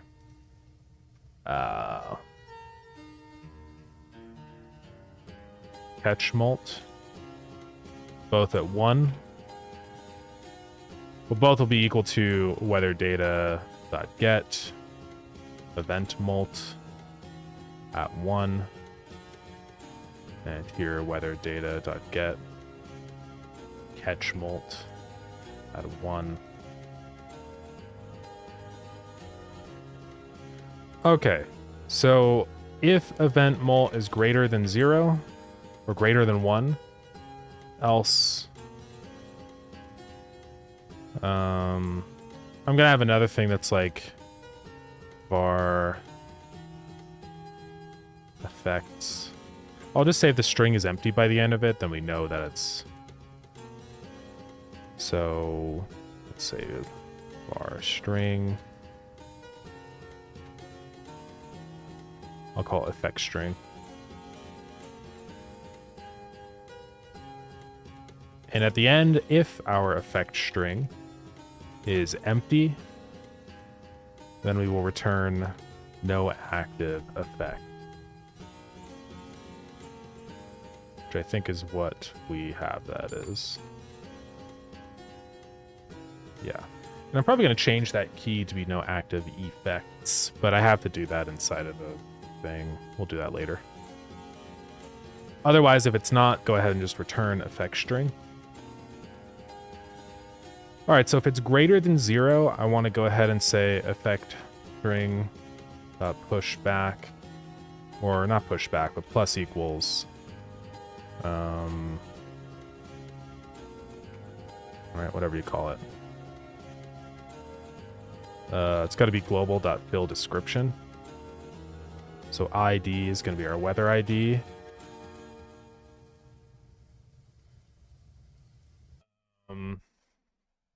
It's actually a little complicated here because the percent we calculate.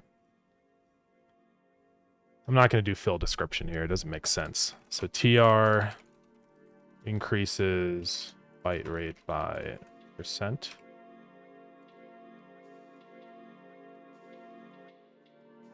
Let me just make sure that that's increases byte chance by %. And then we're going to say dot format.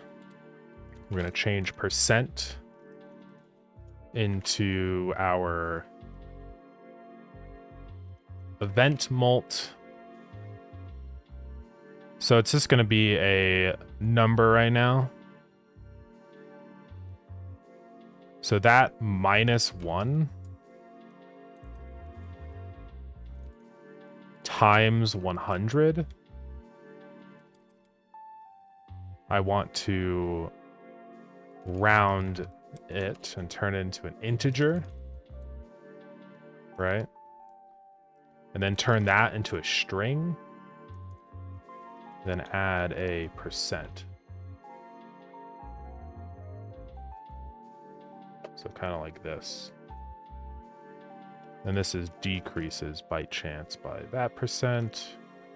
All right, next one, the catch, or that's the event mult. We want this to be the catch mult. Oops. Then this one is the event multiplier.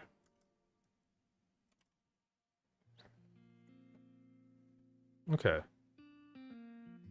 Also, this has to be if event mult is less than 1.0.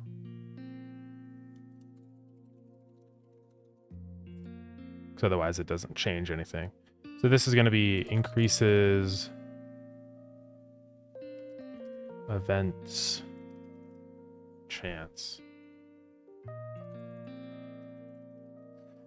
Hey, Two Socks, welcome in. How's it going? So increases event chance by %, decreases event chance by %. That should be good. And then also when we add these on, I want to make sure that I'm also saying string plus equals a new line. Just in case, because this is going to be the top one, so the next one would be on a different line. Okay. And we can make this more cool if we really wanted to, but for now I think it's okay. Because I could add in like color tags to this % tag and make it like a different color and stuff, which would be cool, but should be okay for now. All right, so now we can just call this to get the little like tooltip description of the weather. So if we go into the weather script here, now instead of saying fill description, weather data description, we're just going to say this. So text is equal to global.generate weather effects description, and we just pass in owner.current weather. That should be all we need now. We can get rid of this and this. And we're going to go also put that inside of the region panel. In here, we've got right here, if weather hovered. So if it's less than that, we do that. Otherwise, we do this, which is just going to be passing in, oops, weather ID. Yeah, it's regions weather. Okay. All right, let's give this a try, guys. I don't know if it's going to look good or not, but it'll probably be fine. And we have to add that new key into the translation website. Going good. What about yourself? Yeah, it's going good in here. We're working on improving. So that's a little broken for some reason. It's showing 0%. And that's just showing event chance and not the other one for some reason. Increases event chance by 50%. It's not calculating anything correctly. Say, thank you for the follow. I appreciate it. So why is it not doing it right? So we're saying like event multiplier. Catch mult. Hey, thank you for the follow. Two Socks. I appreciate it. Oh, Pixar. Thank you very much. Yeah. Oh, is it because I have a not event mult there? Oh, and this is also broken there. Make sure I'm actually using catch multiplier. Let's try that again. Okay, so this one correctly says no active effect for cloudy, which is good. Rainy just says increases event chance, which is not correct. And this says decreases event chance by minus 10%. So why is it only showing the catch molt? Let me go look at that again. Maybe I didn't call it catch molt or something.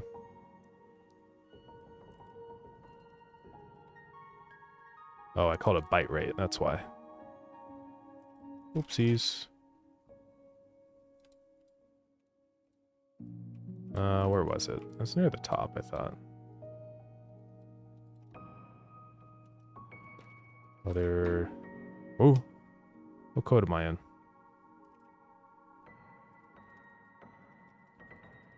There it is. Okay, so we want to change this away from being catch molt to bite rate. Let's try this again. There we go. So now it shows all of the effects from weather, which is pretty good.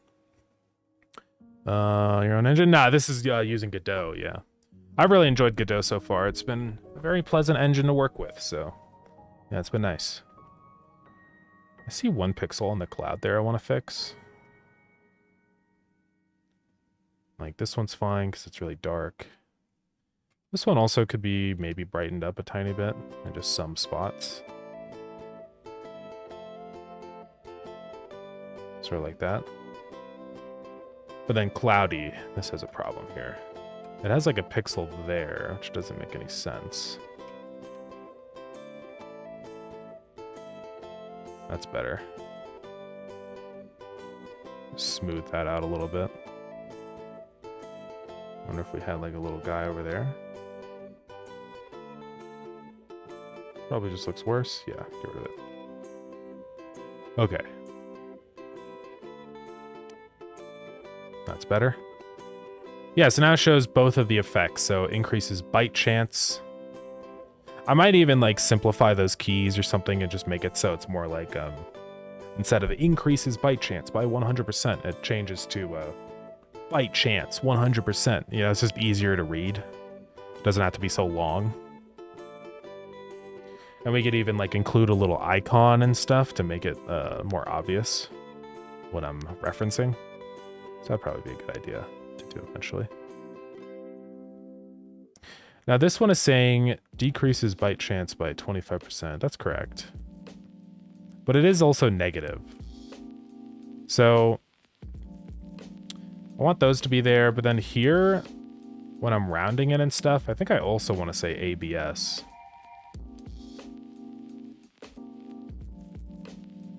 I hate having to duplicate all this code. I might turn it into a function. It's hard to say.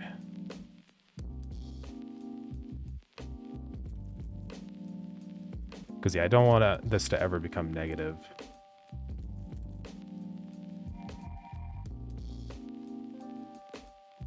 It just looks kind of weird because it's like decreases by a -%. Does that mean that it's increasing, you know?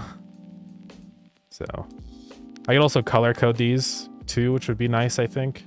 So the better, like a positive effect becomes like a blue color and then a negative effect is red. So there's a lot that we could do with that. Anyways, so now we have the stormy weather working. Also, the rainy weather has the same issue, doesn't it? It does. I knew it.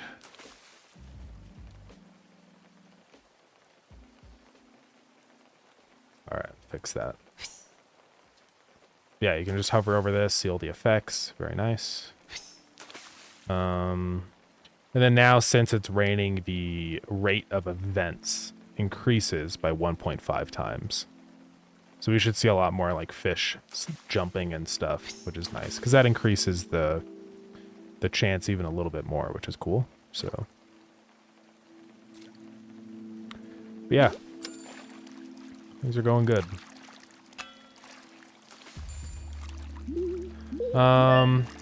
Cool. Yeah, now it's very easy for me to add like those effects in the weather. Before it was a little stupid because I like hard coded it in everywhere, but now what I can do is just grab the multiplier and just change it. So I need to do that also inside of the region code again, because I don't think I'm doing that right now. Whenever I say like bite timer. It's wherever I'm saying molt. Yeah, right here. See, I'm doing it like this, which is really stupid. So now I can just say weather data. What is it? Yeah, I thought I got it up here. Do I have some game dev role model or studio? I'll talk about that in just 1 second. Because I definitely think there are some. Where am I doing the weather stuff? So that's current weather. And then here I'm getting... Where was I doing that again? Oh yeah, this is down in process. Weather, current weather is that, and then weather data. I'm just gonna get weather data once. There's no reason for me to do it multiple times. Right? Because this is just reading it in, so it should be fine. I just don't want to, oops, be inefficient, right? And hopefully this happens after we get the weather. We'll see if it crashes. Well, if it doesn't get it, it'll just return 1, so it should be fine, actually. So then I'm just going to say molt times equals that. And we can get rid of all the weather checks. Very nice. So, hey, D. Stephen H., thank you very much for the 3-stream streak. Very epic. So yeah, do I have any fish IRL? I used to have a lot of fish. They all just kind of died. Not because I mistreated them or something, just because they all died of old age and I just didn't replace them. So I had one guy, bristlenose pleco, for a really long time, like 15 years or something like that. He was really old. And then, yeah, it's fun. I mean, I like having fish, but I don't know. I think when I started university, it was like really hard to just maintain and keep up with it on top of everything else. So I just kind of fell out of it a little bit. I would like to get some more eventually, though, honestly, because I do enjoy it. It's kind of fun. So maybe one day. And then, yeah, any like dev role model stuff. I think one of my biggest role models, of course, is Woob, because they're epic. Because just their whole, like, they're so good at updating their game and listening to the community and stuff. And I think they're very good. Like, I wish there were more developers like Woob. So, and, you know, though it's not really a feasible thing for everyone that needs money, I do respect that they don't do any sales on their game. They don't even do, like, the 99 thing. They just charge a flat 35. So I respect it, you know. But yeah, I think they're a very epic gaming company. I hope their next game is cool. We'll see how automation skills translate into other things. I think they said they wanted to do like an RPG or something. But yeah, I've always really liked Woob. Another company that I've also, I think has been like a pretty sort of big inspiration and stuff. It was specifically during like, it was right before I started working on Starground. Was whatever it is, Massive Monster. The people that made Cult of the Lamb. I watched like a whole video and stuff on their history of how they started developing. I think it was kind of epic. Because like one thing that they went through like all their failures, and I thought that was kind of like a very enlightening thing of like, yeah, these guys like have failed so much but still ended up with a very successful game, you know, Cult of the Lamb. And I thought that was kind of like an epic thing. Because they went through like a billion different iterations of this game. It used to be like not even a cultist thing. Like there was no sheep guys or anything. You were just like a normal guy. And it was more of like just a pure colony sim. And it just kept evolving. But I like... Massive Monster is pretty epic. In terms of other people, those are definitely the main things. Maybe at one point in my life I would have said Mojang, but not anymore. because they're just bought up by Microsoft now. Who else is cool? I'm trying to think.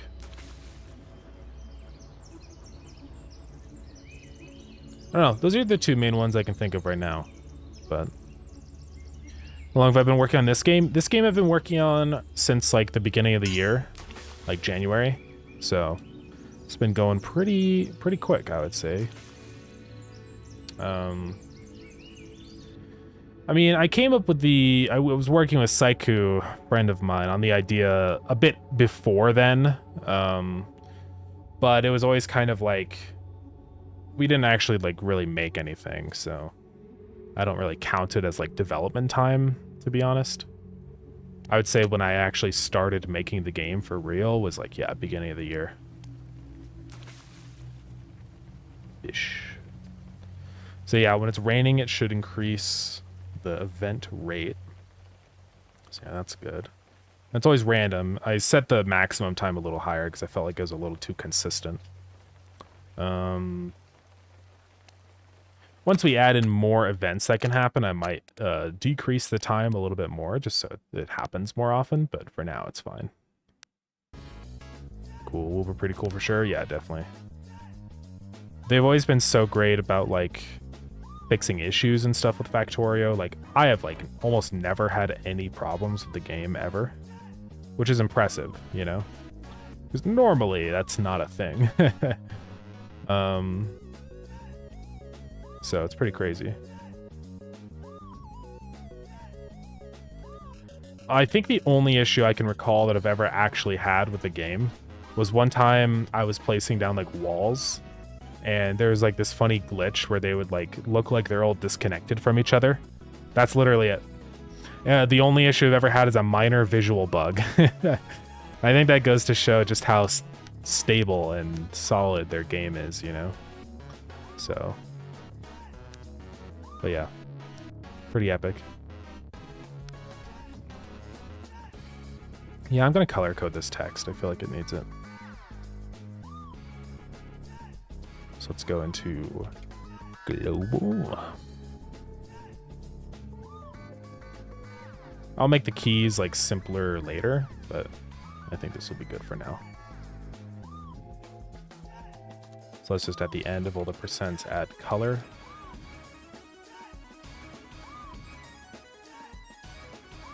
Slash color.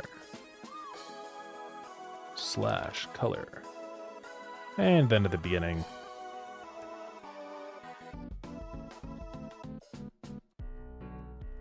Color is equal to that. So that's our blue color.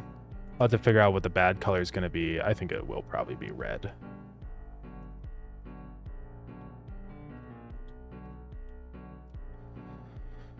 But not too dark, right? It's difficult. But something like that would probably be fine. So this is if it's less than... do that color instead. So now we can see what that looks like. Let's play the game. With Space Age, they added that you can read the whole belt line from one connection. If you had it in a loop, it would drastically hit the performance, but other than that, I've never counted anything. Yeah. Okay. Yeah, I mean, really, all the bugs I've ever seen are just so tiny little minor stuff like that, right? It's like nothing. Why is it doing that?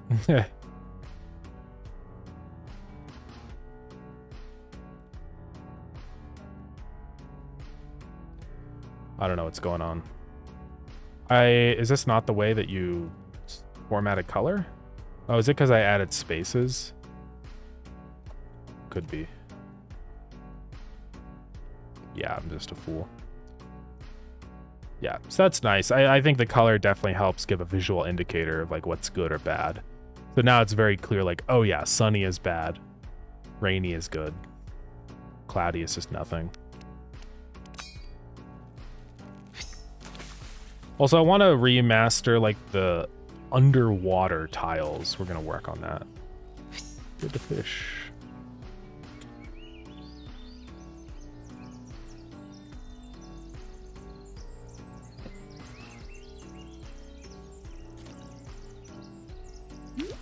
go. I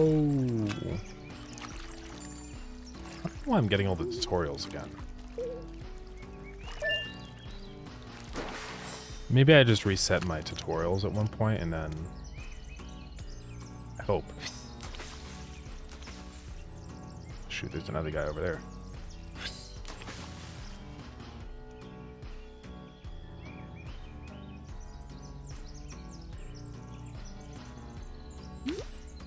Hopefully it's somewhat clear what events are.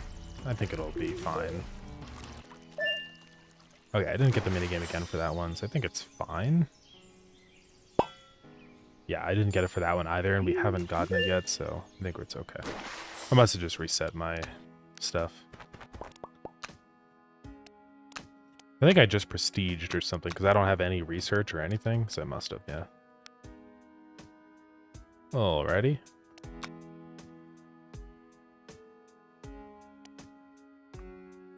Event? Yeah, stuff like the fish splashing in the water. We're also gonna have like a little bubble column, so you can see like a spot where there's like some little bubbles. I just want little things in the water like that to kind of like hint the player and be like, hey, there's something under there that you should cast into, right? I think it makes it a lot more fun to go fishing. Because right now it's just kind of click anywhere in the water and the position you cast to doesn't matter at all. Nothing changes. But now with like the events and stuff like that that can happen, it's like an interesting little like, you gotta be on the lookout, you know? And you could, if you wanted to, sit here and wait for something to appear. But you can like just cast normally and fish. If you want also.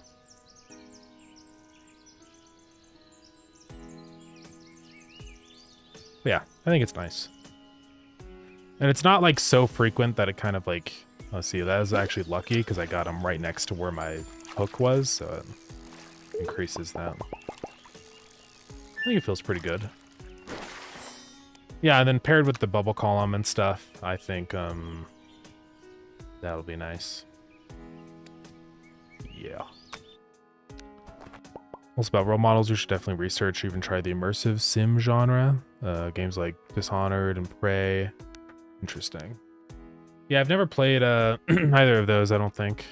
I don't even know what they're about, to be honest. Dishonored. Looks like you're just like a spy guy. Whoa. Is this game safe to show on stream? Hold on.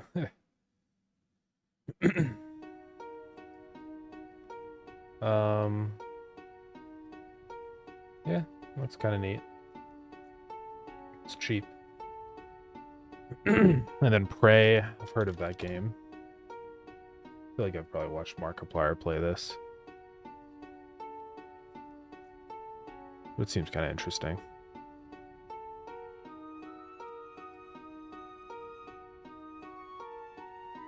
Cargo tunnel. Evil monster. Oh. Yeah, this is sort of like a 2032. That's coming up, man. Yeah, you're just in like a space station. Reminds me of obviously the Alien game. Although that's more of like a horror stealth thing than like a shooter or whatever, so it's a little bit different. How about this game? I need to play it. I'm gonna play it with Max Wellington. It seems kind of cool though. It's like a co-op thing where you choose like a contract. There's a bunch of different missions that you do on a ship, and you're hunted by an unknown creature. So it's almost like Alien, but multiplayer in a way, right? There's like a little screen and stuff you've got going on. I think you can, yeah, buy upgrades, which is cool. Yeah, I need to hit up Max and be like, yo, we need to play this, dude. I'll probably be playing this tomorrow. I'm actually going to go see the Backrooms movie tomorrow in theaters. So that'll be cool. I've been waiting for that for a while. It was insane, though, seeing the announcement where it was like, coming out in May, and it was like February. I'm like, a movie actually coming out in like a couple months instead of 5 years in the future. Kind of insane. Basically, the thing about immersive sims is that you have almost complete control over how you approach the game. Yeah, for example, Dishonored spits you out into the level and your only objective is to eliminate your target. Yeah. No, I've definitely played games like that before. That's like, I think also Hitman is kind of like that a tiny bit. I haven't played Hitman, but just from what I've heard. Yeah, I think that can definitely be cool. You have to like design your game carefully if you take that approach, because I imagine it would be really confusing to a player if they're trying to do something a particular way, but you haven't like accounted for that style of playing, right? So that could be like the only problem you would run into something like that. It can be a little scary. Because the only thing worse than like railroading something is like somebody being confused and like disappointed. That's a bad thing. Imagine that's a big risk with an immersive sim. But yeah, it's still definitely cool. Sometimes I do enjoy stuff like that where it's just you kind of complete it your own way. I think in a way that's, I mean, it's not entirely obviously, but I like that element in a lot of different genres. Like Factorio has that a little bit, I feel like, where like you have your objectives and you have to make research, but the way that you like design your factories and stuff is completely up to you. So I know it's not really an immersive sim, but you know, just that concept of like having an end goal and complete freedom over how you end up at your end goal. So I think it's kind of neat. I know like a true immersive sim really would have, it wouldn't be like Factorio where it's got like specific buildings and stuff you have to use. It would just be completely up to you, but you know. I wish I could watch it. Oh yeah, is it not in is it like in a North America thing only or something? Yeah, it's always unfortunate. I know it was like that with Iron Lung and stuff. I think usually the smaller movies like that don't get like a international theatrical release, which is too bad. But yeah, it'll be cool though. I'm sure it'll come out on streaming eventually.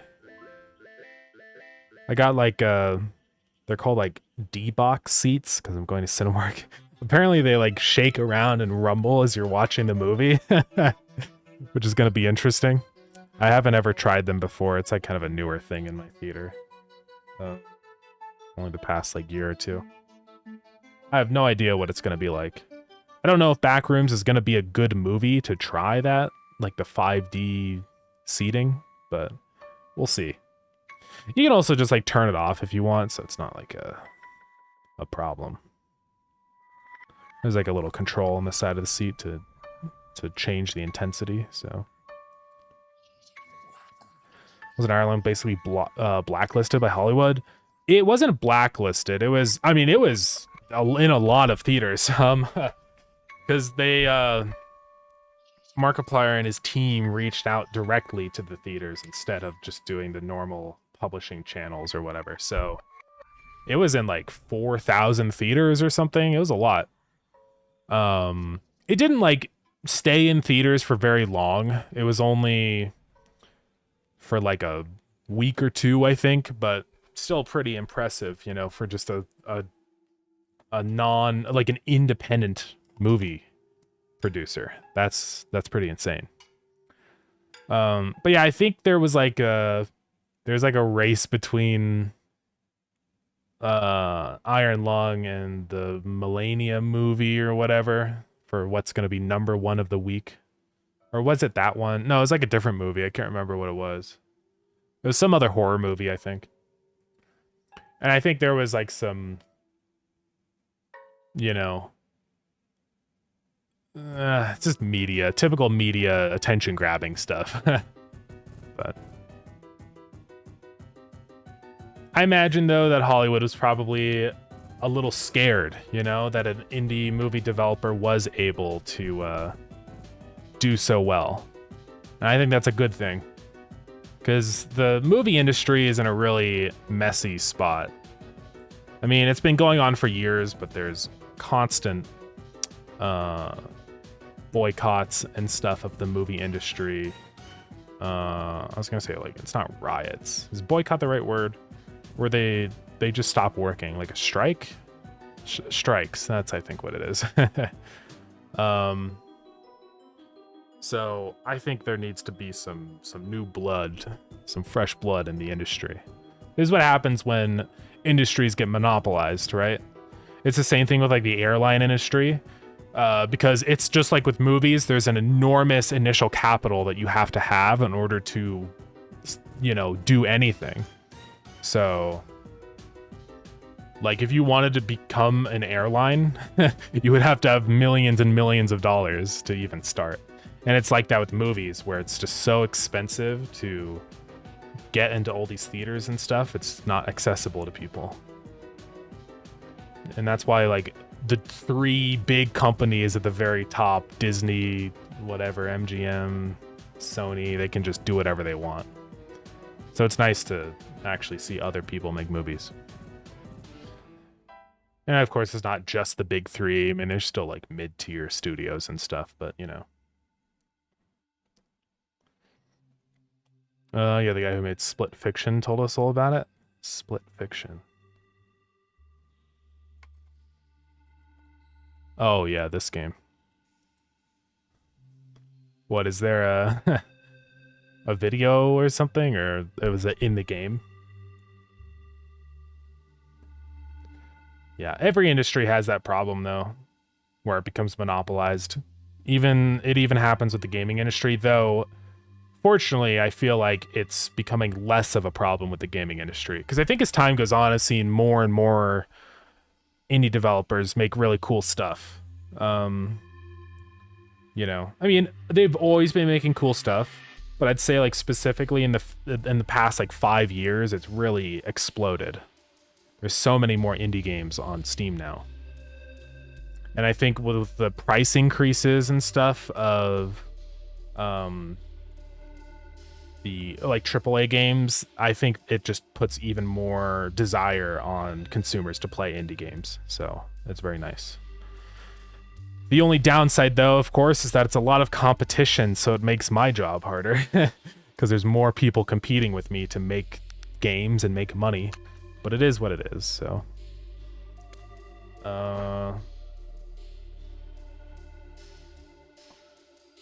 Let's see, search that on YouTube. So it says developer at the Game Awards. This guy? Thanks to the astronauts for that. Okay, I can't see anything. I don't want to get copyright claimed, so I'm not going to play the whole video. Because I don't know if I'm allowed to play this, since it's like a big organization. Here, let's just get to the highlight. I want to take your time. Look. Okay, can you swear here? Can you swear? Okay. Fuck the Oscars, you know? Fuck the Oscars! Fuck you! I'll tell you! This is bullshit. Look, here's the thing. Yeah. The gaming industry is an interactive experience where you feel it in your heart. Yeah, I'll watch it later, but yeah, I feel it though.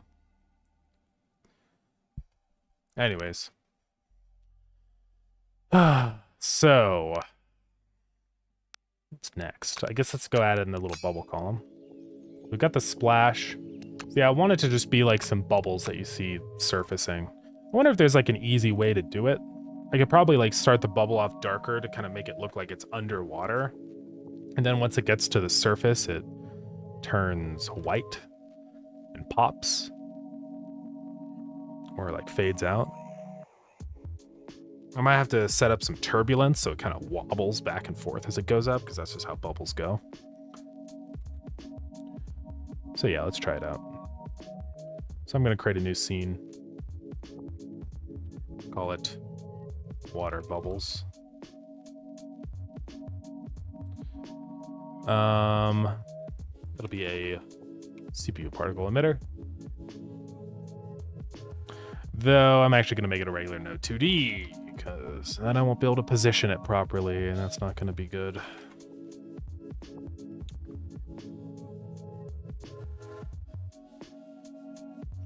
Just making movies before games, and I think someone in Hollywood didn't like them and some stuff. Oh, yeah. Yeah, that's another thing that's really dumb about it all. It's like the fact that, like, they can just like choose who wins and loses in Hollywood, right? That's a little silly. That's why I'm so thankful for platforms like Steam, honestly, because Steam is like a protector of indie developers, if you think about it. Like, they are creating a platform that anyone can sign up for. There's no rules. There's no like, you know, you have to be this rich to put our stuff up on here. So, and also I really appreciate that they do the whole thing where if you start making more money, then they take less of a cut. I think that's a good thing.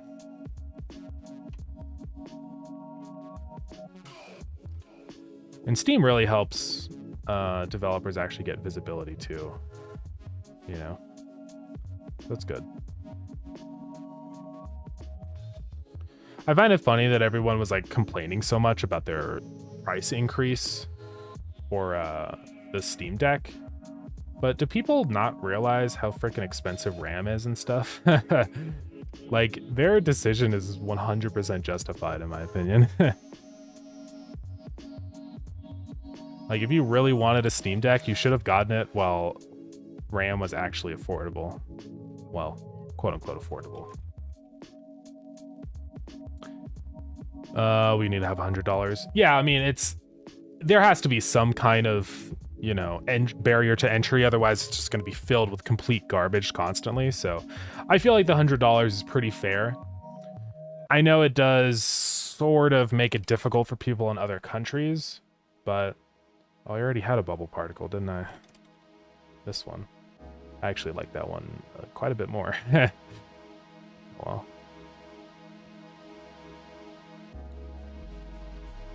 But yeah, I think overall Steam has made the right decisions with a lot of the stuff they've done. They won't be able to cater to absolutely everyone, because then that would be at the sacrifice of their platform, but I think they've done all right.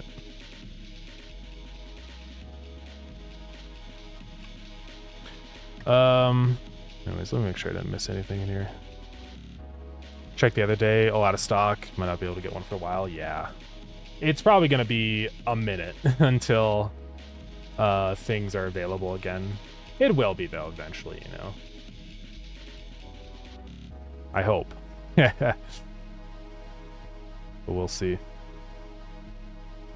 feel like the 100 is nothing you care about. Yeah, I mean, like, to me, the entry fee is nothing. Because it means, like, I'm getting access to Steam's features forever, permanently, which is extremely nice. So that's a big thing. This damping does not seem to work. How does damping work? But yeah. And also, here's the thing. It's like, if you actually make money on your game, you get it all back. So it's not even like they're taking the money. It's not a fee. It's like a security deposit, you know, to make sure that you're not just going to put garbage up on the platform. So yeah, the value of access to hundreds of millions of people probably would never go to your website or trust your payment methods. Yeah. And then them storing your game on their drives, $100, basically ripping them off. It really is, honestly. I mean, of course they get their profit cut and stuff, but they're absolutely losing lots of money on people that make games, that like sign up and their games don't succeed. So, but yeah, it all works out. I want it to stop moving once it hits the top. I don't know if that's like a thing I can do. I tried doing dampening, but that doesn't seem to do anything. Maybe it's because I need to get rid of gravity and just do some initial velocity. Yeah, that seems more like what I want, I think. Sort of like that. And then set our direction and stuff.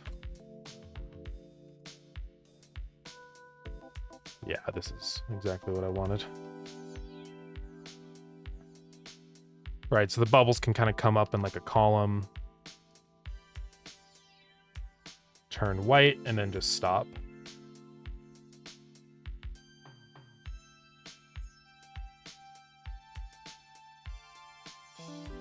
Sort of like that, I think. I want the area in which it's drawing to be a little bit different, though. Ah, also we have ads going on, my apologies. Sort of like that.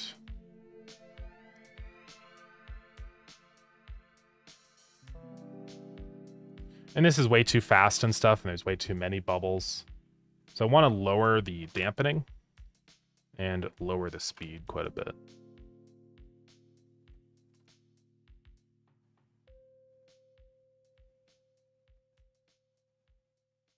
I think something like this.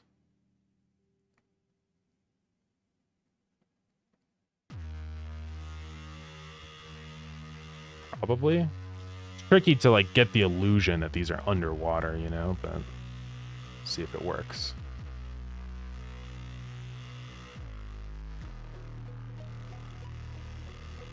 Yeah, I wish there was like a, or I guess there is a dampening curve now that I can actually do. So I presume that changes the dampening depending on the stage that it's in, right?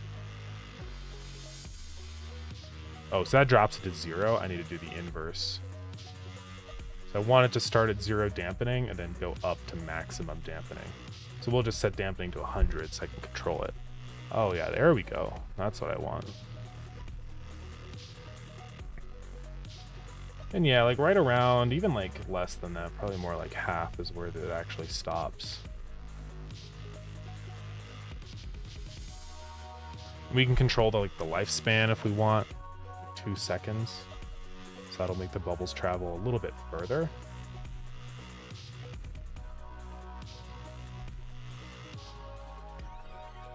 And this needs to be like, I wish I could make it linear. I don't think I can. I can control this one. Oh, that's kind of what I want.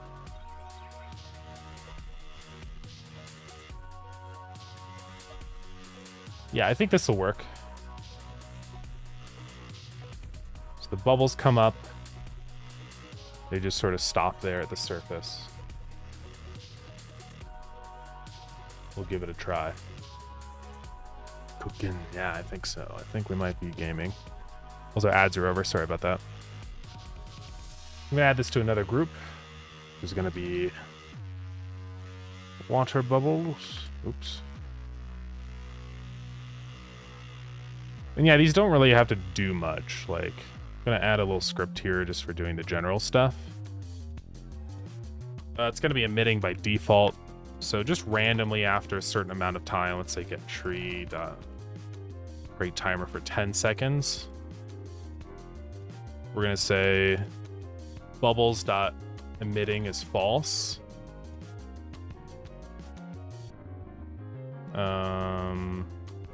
Oops, I gotta say function.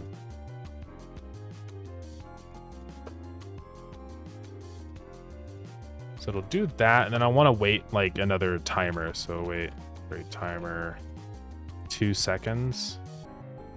Timeout.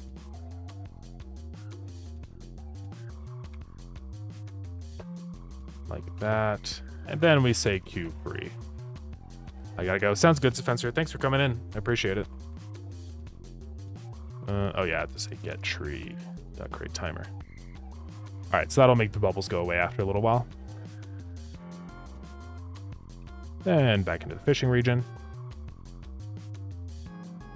Now we're gonna check down in process. We were just checking the other ones before. Whatever it is, event molt. Let's just go to where that is.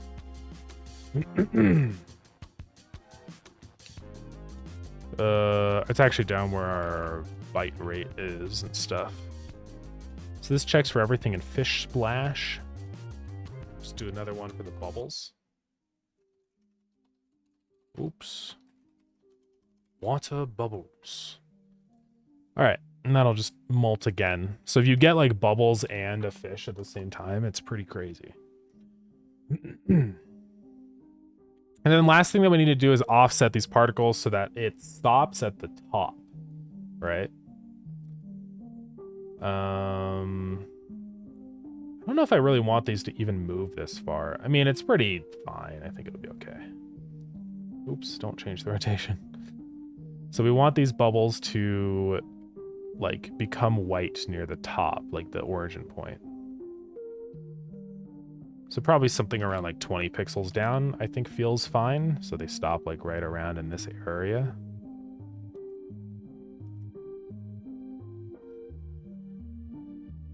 We could also have these bubbles scale too. I think it would make sense if they started off at 0 and got larger, like that. Yeah. Let's go see what it looks like in game. Also, I have to go actually set up the code to spawn them in.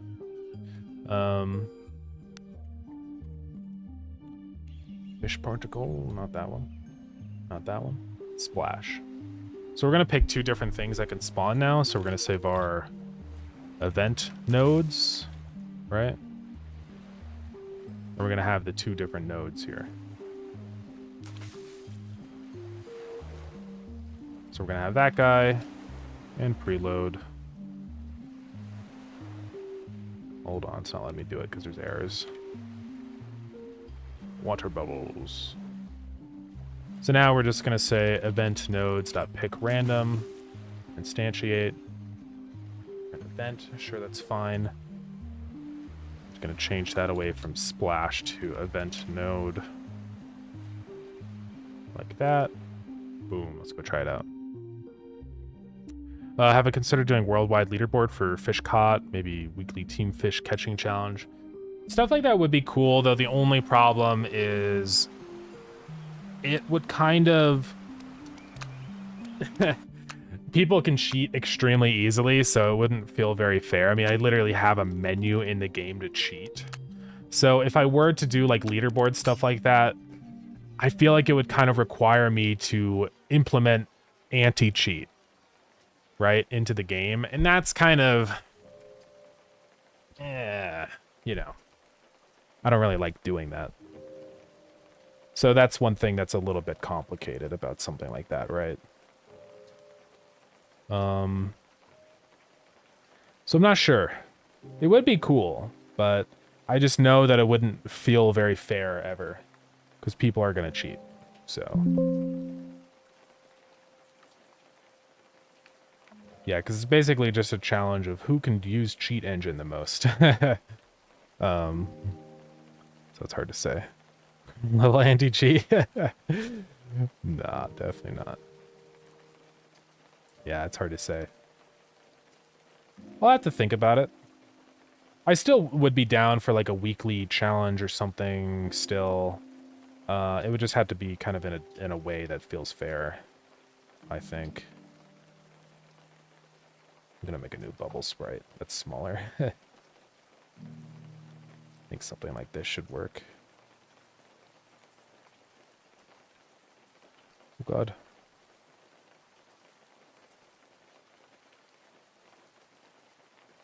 Let's crop them. But yeah, it'd probably be more of like an offline event thing, if that makes sense.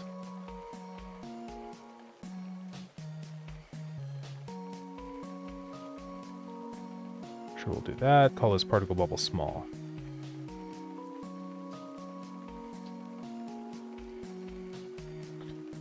Do you have character customization? Yes, we do. Yeah. Yeah, you just click the character inside of the desk. Was it tricky to set up character customization? I'm not going to say that it was easy, because there were some challenges that I had to deal with. One thing that was complicated was the arms, right? Because I have, like, specifically for this game, the player moves their arms around and stuff when they're going to cast. And so it did make things a little bit complicated. So what I ended up having to do for that to work was make their arms inverse kinematics, so that I could swap out the arm sprites and stuff and still make them move. And I do really like how it turned out. Like, it does look really good, in my opinion, but it's complicated because it's with pixel art, it's annoying to have to animate a bunch of stuff, so it's best to try and avoid that as much as possible, I think. But otherwise, it's not too bad. It just depends on how you go about it. I basically just separated all their pieces out into separate things. So like the legs are like a different animation, like sprite from the body. So no, I don't animate every single thing. The color swapping is a shader, so I can just easily change the color of everything without having to reanimate it. So when I add something in, I only create one animation set that's just white so that I can color swap it. So that's how I'm able to have all these different colors for the same animation without having to redo all of them. But I do animate every single like shirt type. I have to animate the body wobbling up and down, and same with the legs. And also, no, that's just the two pieces I have to animate, just the body and the legs. So it's not the worst thing ever if you go about it that way. There's a lot of ways that you could save time and make it simplified. If you really wanted to, you could also make the legs like on a rig, you know, so that you can like animate it with code instead of with the actual textures. I was thinking about doing that at one point, but I decided it's fine. I'm not going to do it and just animate the legs. Because once you animate one set of legs, it's really easy to just apply a new like type. And really, how many different pants types are there going to be anyways? So, but anyways, yeah, I was thinking like it would never display player names or anything. For Bass, for example, it would just show 10,000 caught on a web page or something. Okay, yeah. There are a lot of losers that would cheat and ruin that. Yeah, that's the thing, right? Like, it's funny because whenever you look at like old games and stuff, it's like the leaderboards are completely screwed up and things like that. You see people with like 64-bit integer scores and stuff submitted, and it's like, yeah, that's not real. So it's a little unfortunate. Yeah, I don't know how I would really do that, to be honest, and make it fair without turning the game into an online exclusive thing, because it definitely is not going to happen. Right. I don't want people to have an internet connection to interact with the different systems, so yeah, it's tricky. UV sprites. Yeah, you can do UV animation too. That's what we did for Starground. It works if like you just want to change the skin, but if you want to like change the physicality of the sprites, then you need to actually like animate different things. But for Starground, like the character customization is just a little extra add-on, so it didn't matter as much. For this, I spent a lot more time and like did a more comprehensive solution because all of your customers need to be different also anyways. And so I was like, well, I might as well just throw on player customization too, since I'm already creating the system for your customers anyways. So that's sort of the reason I went with the one I did in this case. But yeah, there's a lot of ways you could go about it.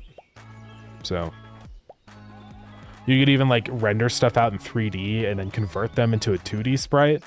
And some people do that. I don't know if the style necessarily matches up super great with that kind of thing, but it's possible.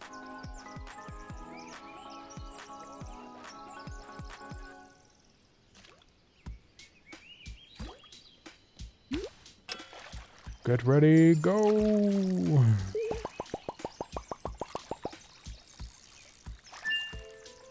I might make it so that when you're about to catch a fish, you like see the fish swarming in from the edge.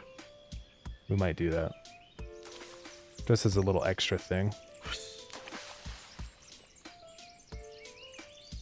It's not here for Starground. It's still in the wrong content side of Twitch. It's cool though. Yeah. I mean, it worked pretty well, I would say. I think the bubbles need to be darker and they need to be more transparent. So we're going to use the dark blue instead.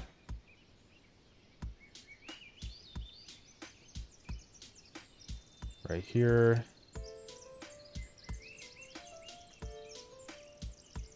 That didn't actually like apply. I have to hit enter. There we go. This one will still be completely invisible. This one will be quite a bit less.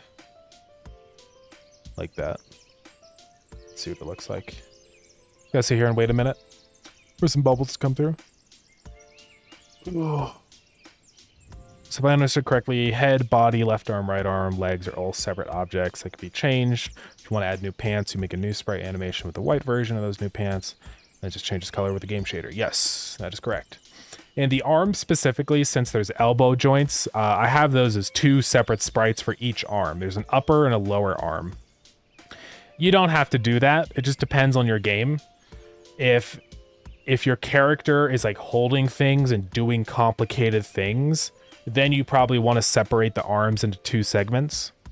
Because it's just nice. And there's inverse kinematics nodes in Godot to help you do that. So, but yeah. Hopefully that helps. That bubble kind of spawned out in the middle of the shore. There's something we're going to have to work on. Is like, I always need to set like a border. I don't know if that's like going to be a feasible thing. We'll have to see.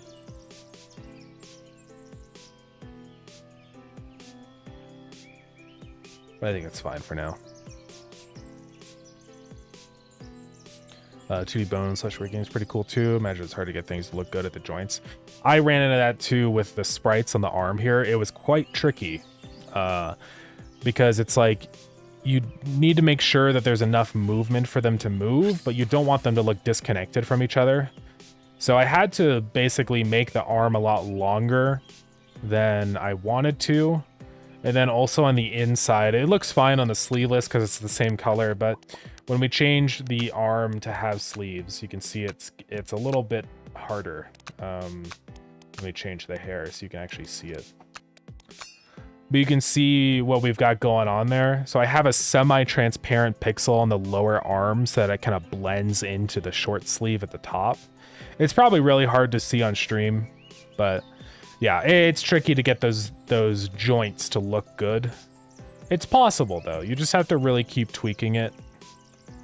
You can see like up near here too is like a little funny sometimes, but it's good enough, you know? I mean, gets to a point where you've got to call it somewhere and be like, yeah, that's fine.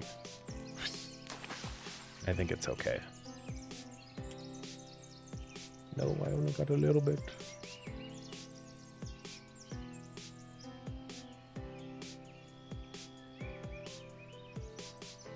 But yeah, anyways. Whoa. Big fish splash. Yeah, I want to get a new sound for that splash.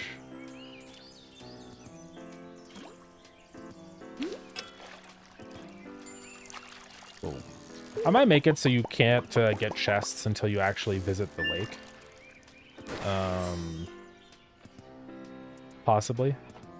I don't know. I want there to be something in the lake that like switches up the gameplay. I think right now it's a tiny bit disappointing when you go to the lake, because it starts off being like a little simple thing, and then you head to the lake, and I think a lot of people are expecting something like significantly different or like a new mechanic to play with, and then there just isn't, right? So I want there to be something here that makes it fun to go to the lake, like the difference between the pond and the lake. I'm not sure what that would be yet, but if anyone has ideas, holler away. Yeah, too much contrast, make it look like a clean break instead of being one piece. Yeah, it's tricky. Hey, Mufer, welcome in. How's it going? I do really want to add like wildlife and stuff around here. I think even just like something simple like some birds would really help add a lot of ambience. That's something a lot of people have talked about in like the shorts I've been posting. You know, I've been asking people like, just genuinely like, what kind of stuff do you think would be fun? So, and people have been really helpful with that. I've somehow managed to keep a 1 short a day schedule recently, which has been nice. It's hard though, I'm not gonna lie. Trying to be so consistent with everything. It's very difficult. Yeah, the one I just put up didn't do super well. That's fine, I wasn't expecting it to. Yeah, some of these do pretty well. Sorry, I'm just looking around my analytics right now. I only got 24K. This one's doing pretty good. The one about like the fatal flaw with all fishing games. That's the one where I'm talking about like how waiting is boring.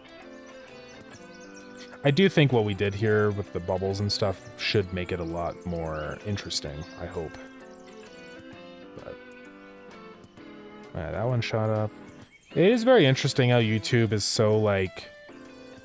I've never had a video go out on YouTube that's done particularly bad. There was one that like for some reason just didn't get recommended at all inside of the algorithm, like the shorts feed. I think that was just like a bug with YouTube. I don't think it was like... It's the only video that's ever happened with. But yeah. Unattended boat with loot. That would be crazy. It would be fun if there was like a little initial bonus for visiting a place for the first time, you know what I mean? Where it's like, for example, yeah, you go to the lake and there's like a little like cache of money or something. And so it's just like a, yo, that's crazy. It'd be kind of fun. Or yeah, maybe stuff that like wanders in, you know? I want there to be more like events that happen in these other regions. The pond should just stay simple and basic. Because, like, you can't see out the edge of the pond, so it makes sense. But I want there to be something that happens in the lake specifically, just for the demo playtime retention, that, like, makes things a lot more interesting. So. I do think the splashes help a lot. That was weird. It seemed like I just failed that randomly. You're trying out streaming right now? Let's go. Nice. Are you streaming right now and watching my stream?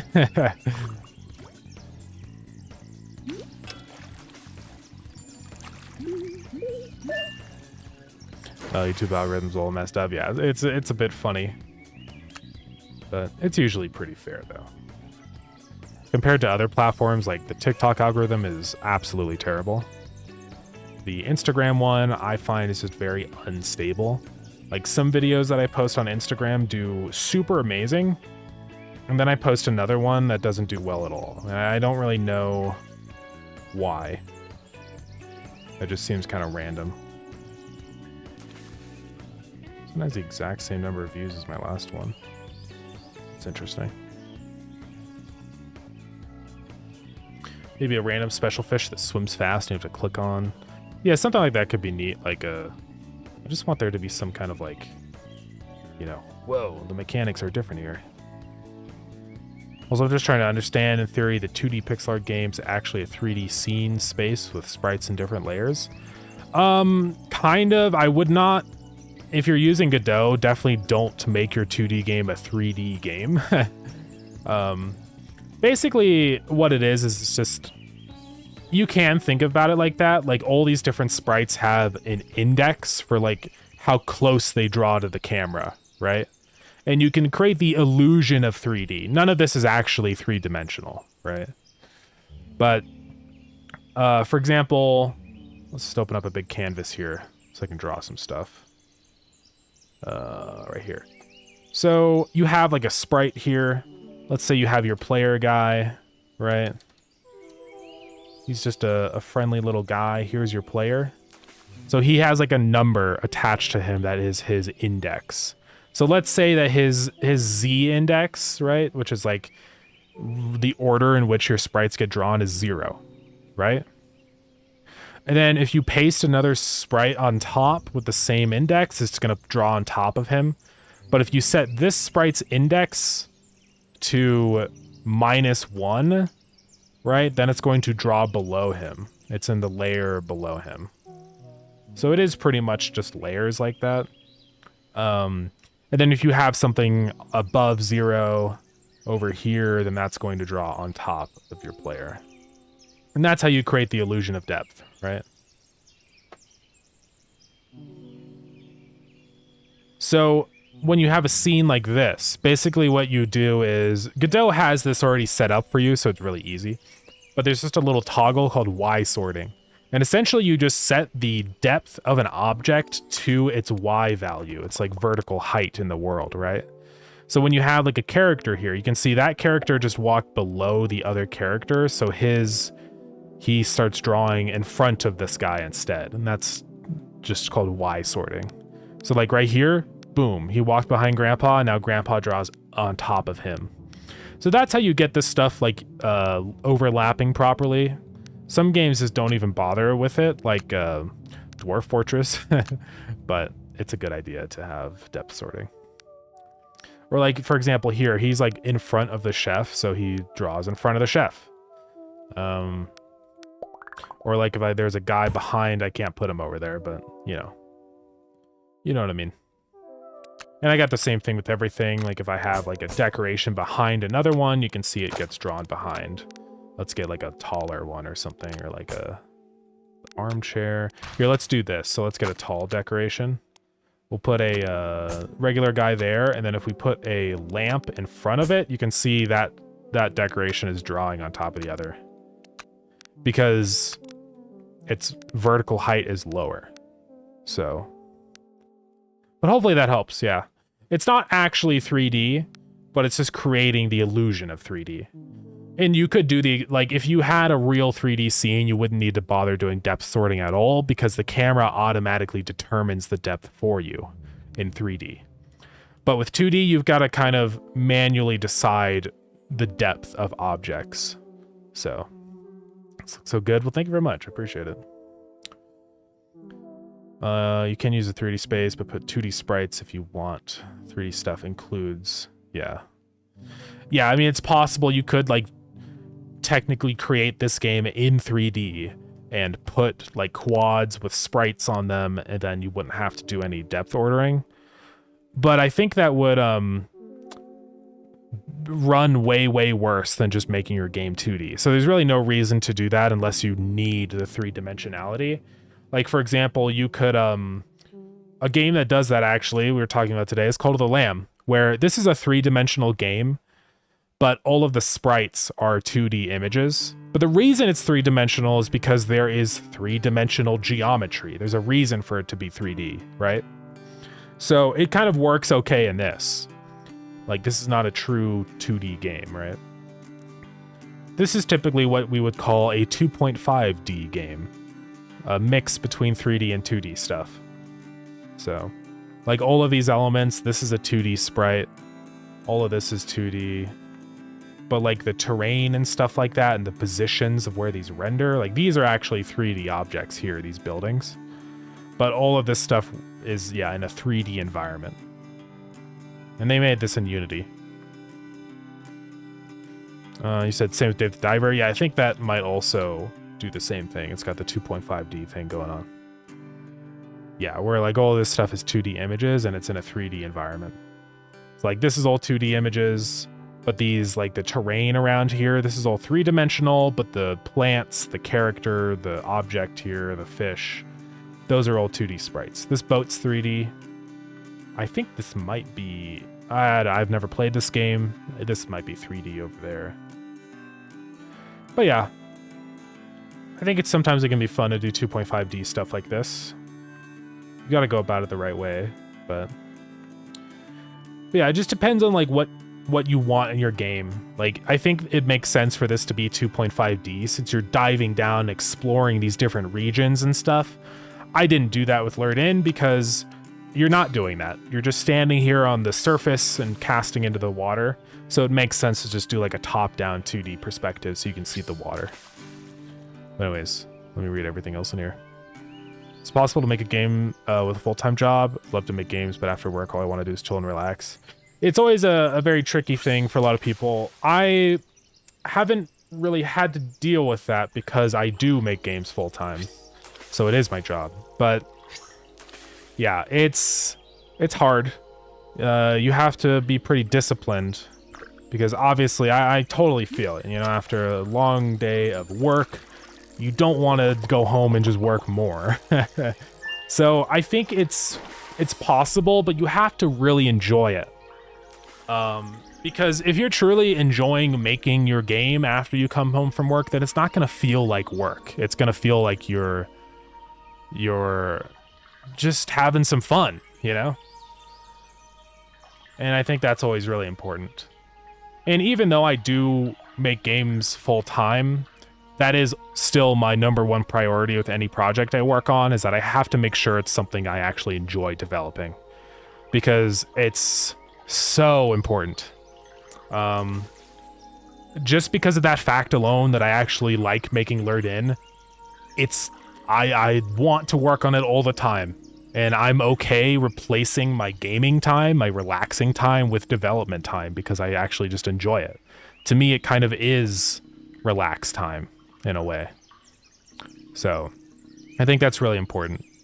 Yeah, it's hard, you know, and it depends. Like, some people have just like part-time jobs, so you have a lot more time to spend on development in the background, but with a full-time, it's hard. So I think the secret is just like, be consistent, you know, make it something sustainable. So just chip a little bit at it every day, you know. You don't have to sit down and say, I'm going to spend the entire day working on this. Like, just say, okay, I'm going to spend 1 hour on my game and then spend the rest of my night relaxing and having fun, right? Because then I think it makes it a very manageable process. Just limit yourself, because you don't want to get burnt out. The minute you get burnt out, you're never going to work on the game again. So it's the instant project killer. But yeah, I think that's kind of the secret, is just slowly chip away at it. I don't know if it's such a great idea to sacrifice your weekends just to make more progress on your game. If you're really enjoying it and that's what you want to do, then that's fine.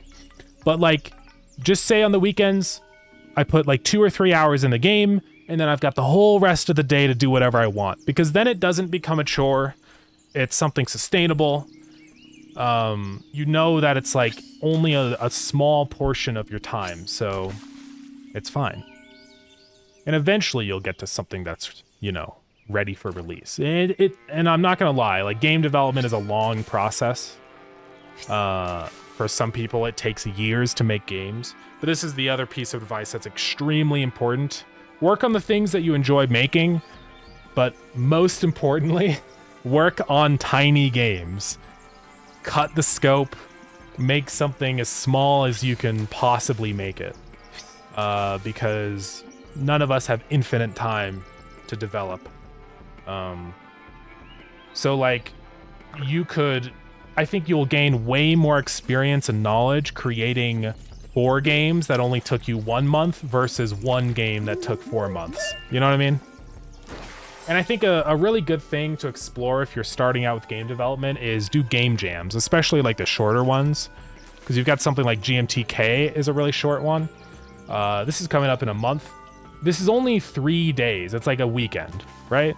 And it's a very small, short, manageable chunk of time.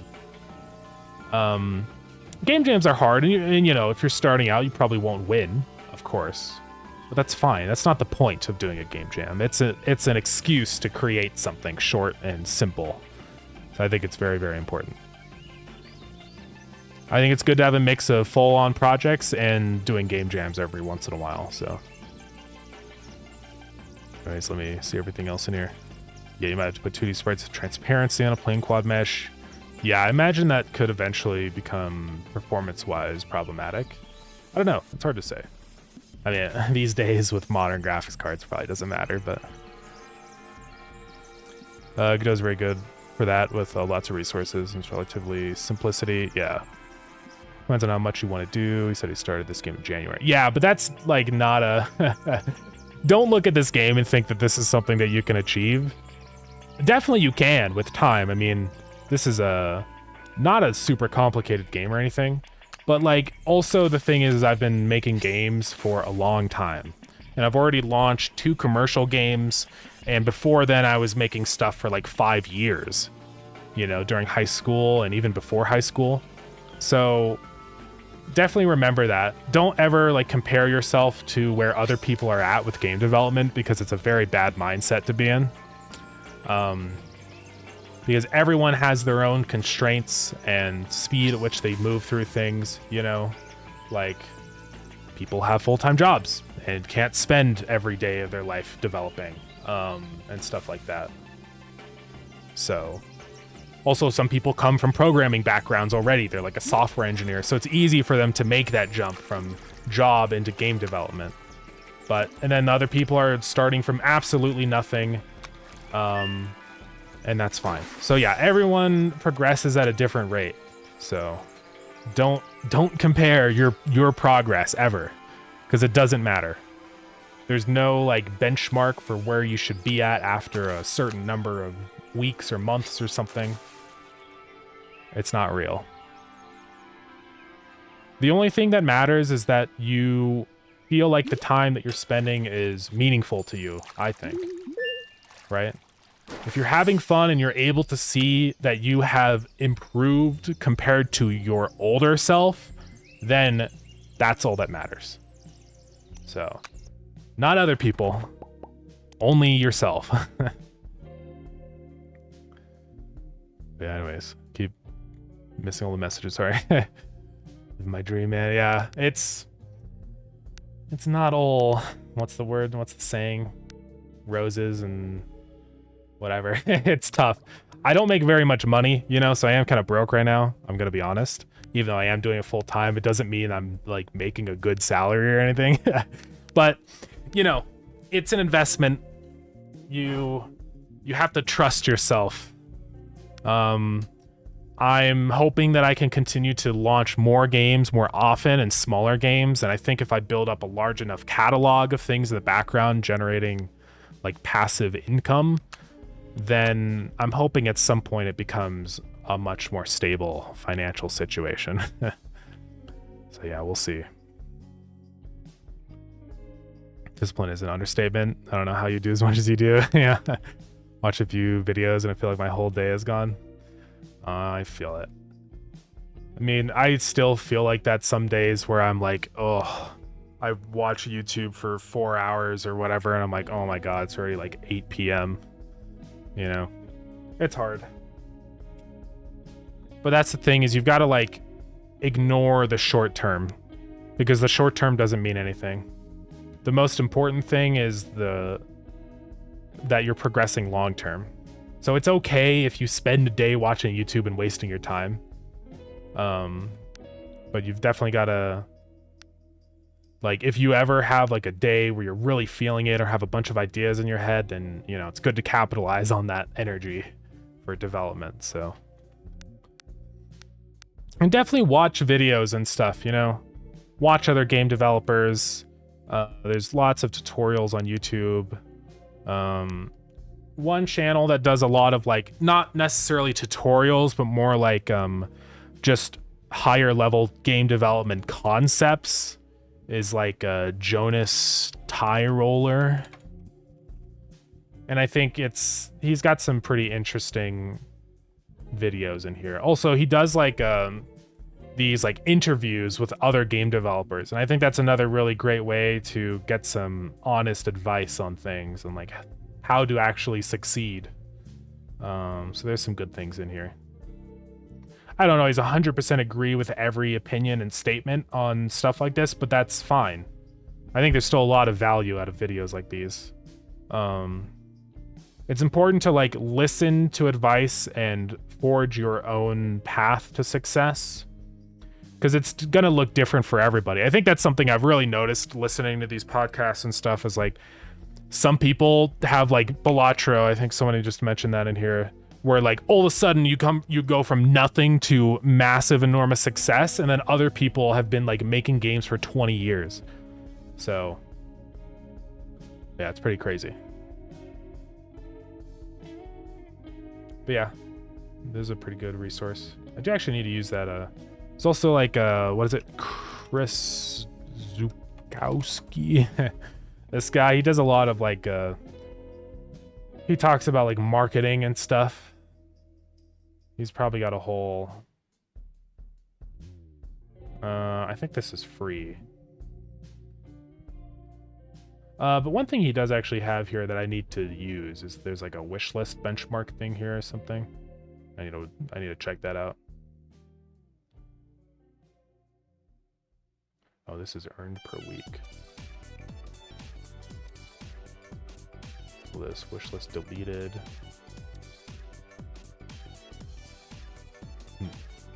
more likely you already have a lot of deletes. Interesting.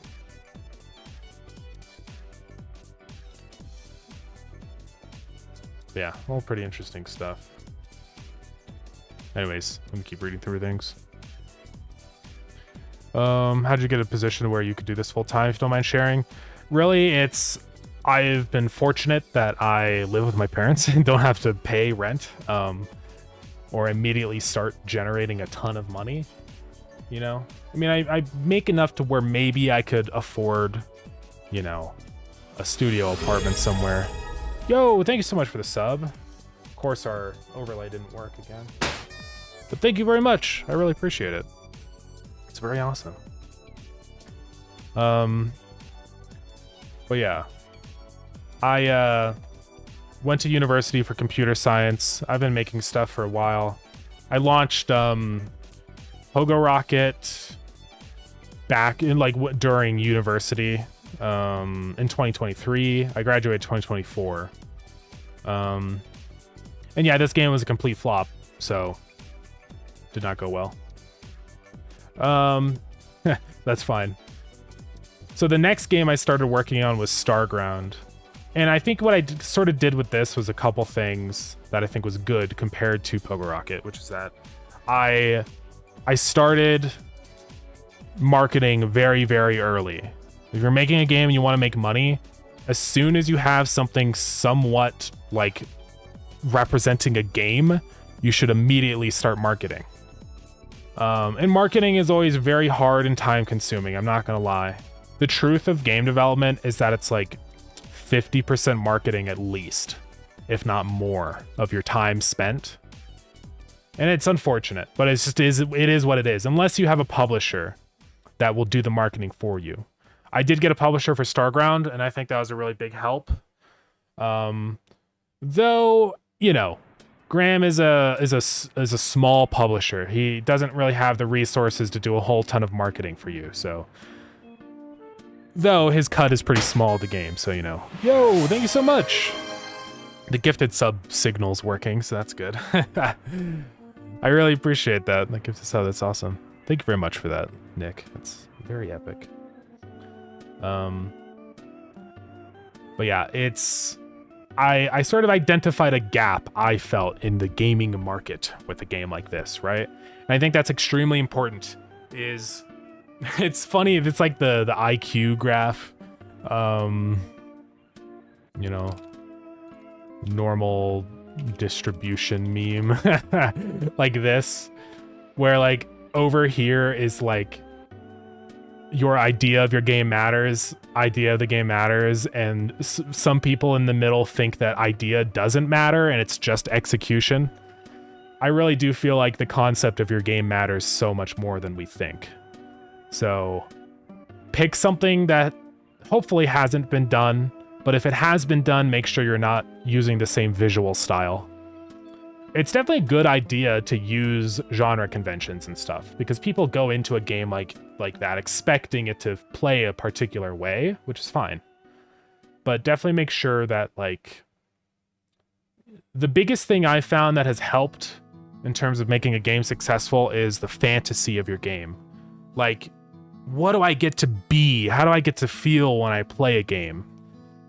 Right? So something like Lured In, its fantasy is that you get to run an aquarium. You become an aquarium store manager, right? And that's kind of the fantasy of this. And I think that's why it's done so much better than Starground so far in terms of wish lists and stuff. Because it's easier for people to understand what the game is about and what they're going to be doing in the game. So that's really important. But yeah, it's hard. There's not just some easy, like, here's how you make a bunch of money and do it full time. You just have to keep at it. It's a little bit of a lottery.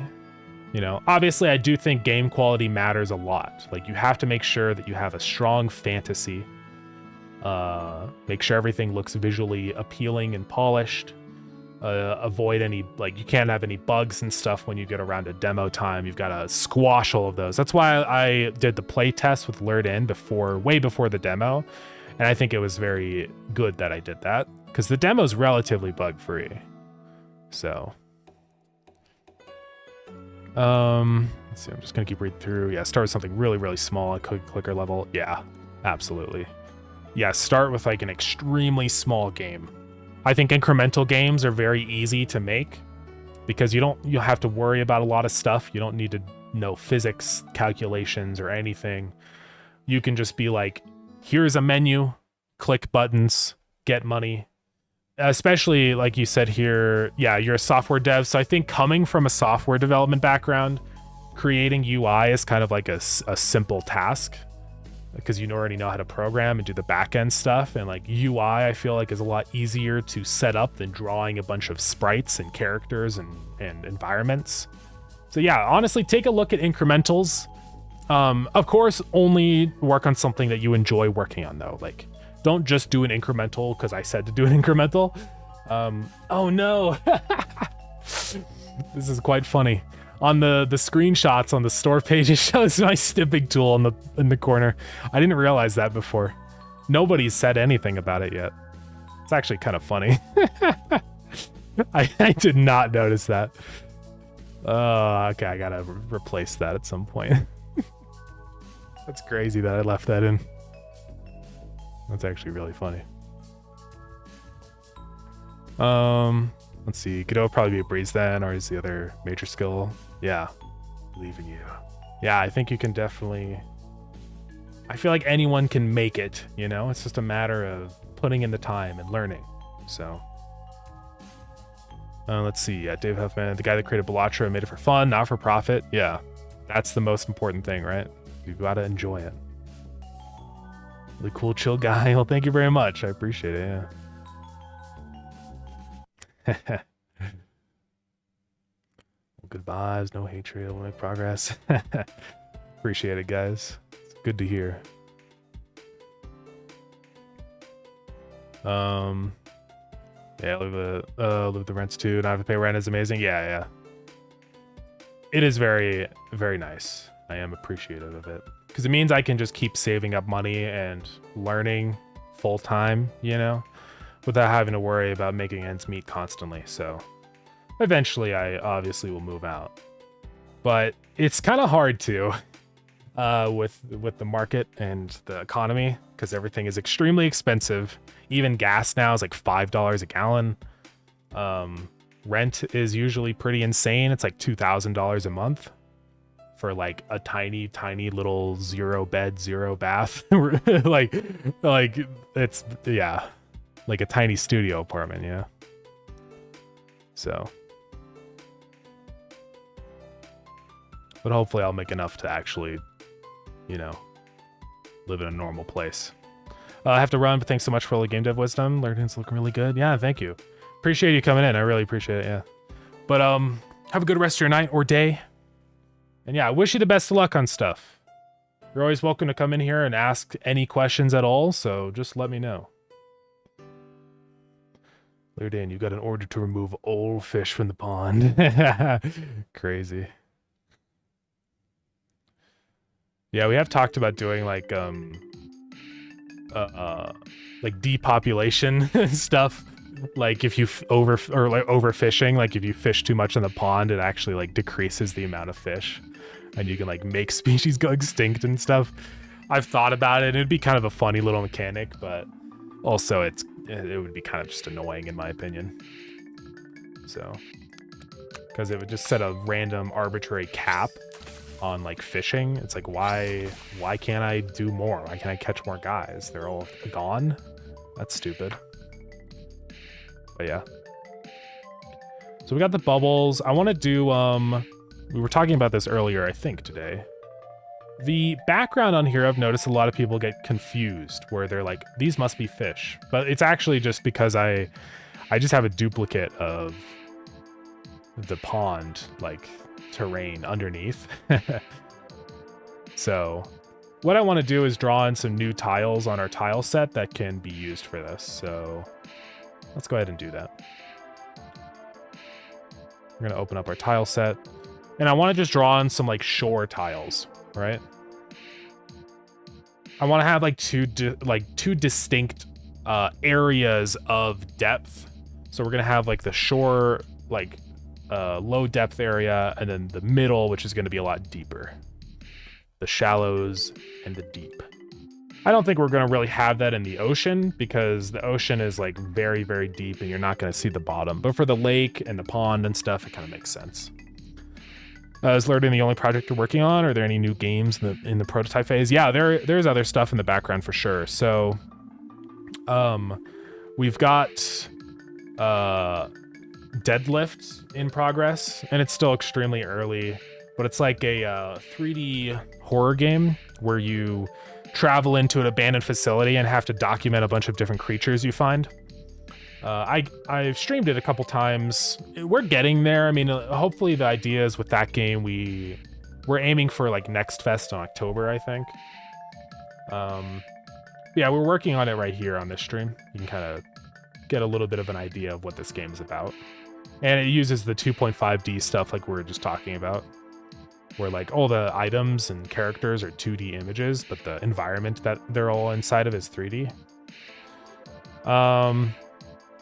But yeah, you descend down this elevator.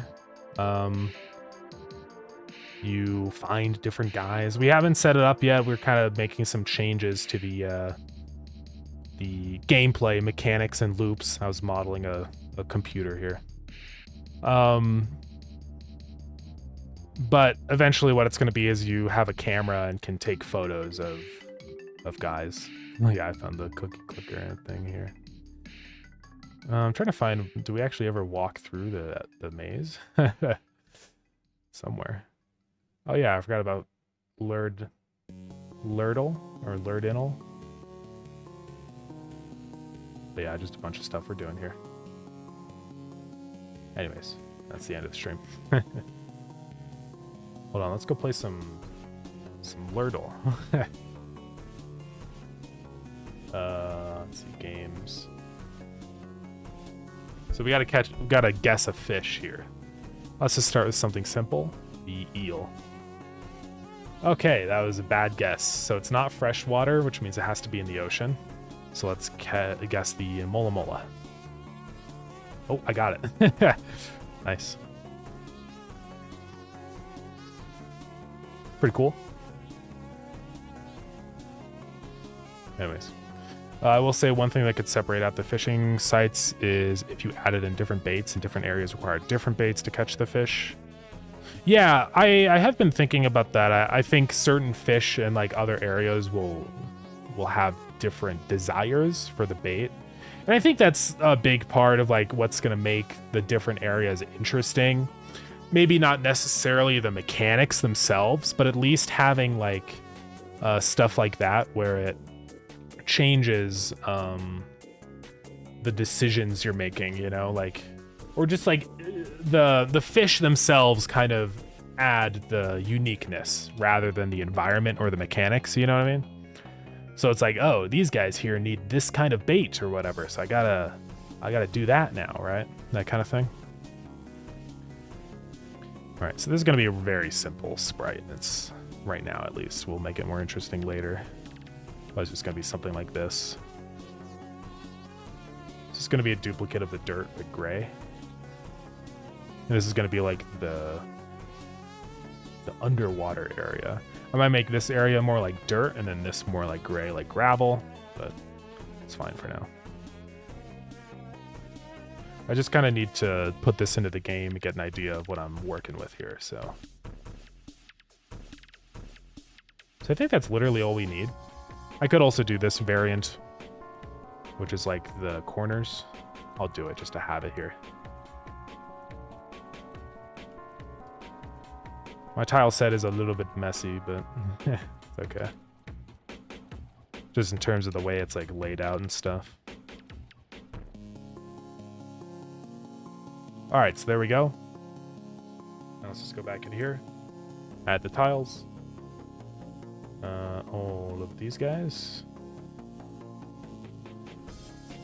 Okay, and then for the pond bed here, you can see what we have. So this is the... Let's hide that guy. Oh, what? Oh, no, it's just funny because I have... It's a little weird.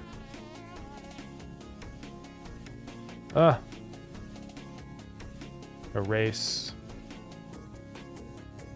Oh, it's invisible. That's why I couldn't see it. I'm gonna have to like do something weird here. I have to set this one to be self-modulate. Nothing. So I can actually see the pond bed. There we go. So yeah, we can see it here now. Right? This is what it looks like underneath. So what we're gonna do is kind of just fill it in. And you can see it's kind of hard to tell the difference between these two, but that's also partially the intention. I don't use A-Sprite. Nah, I use Krita. A-Sprite's neat, but I don't know. Personally, did I just put that tile on there? One issue I've always had with A-Sprite is that it's specifically for pixel art. And it's not a problem necessarily. Like if you're doing pixel art and that's all you're doing, then it's probably a superior program if I'm being real. But I think the thing is that I am doing a lot more than just pixel art. You know, I'm making like the Steam page art and stuff, and I don't really want to have two separate programs for doing that stuff.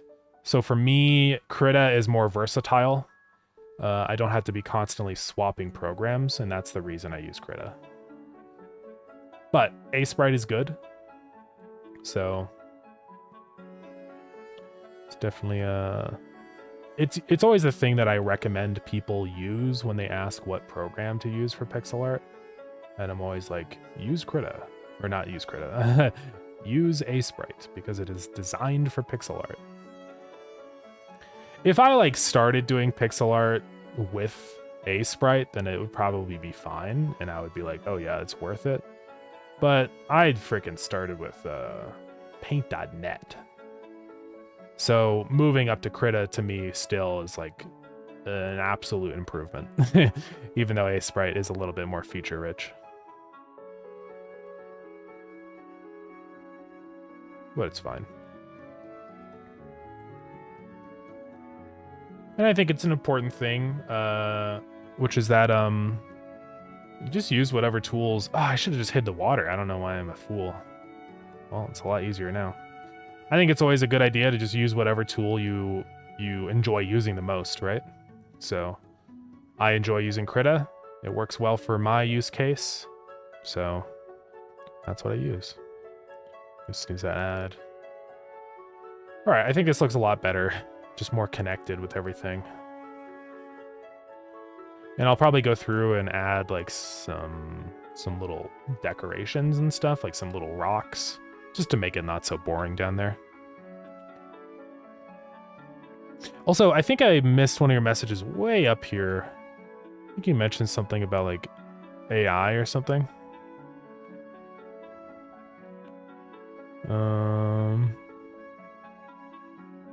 Oh yeah, have you tried vibe coding in Godot? I don't think it does a very good job at all.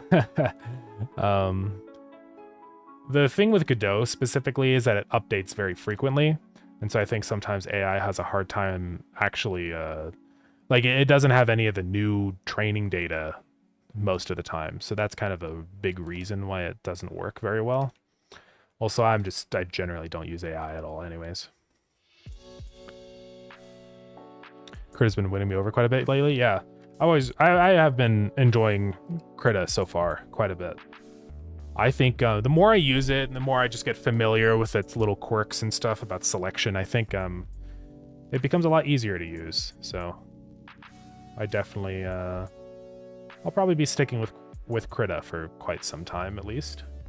One thing I do like about Krita is that it's like a multi-platform program.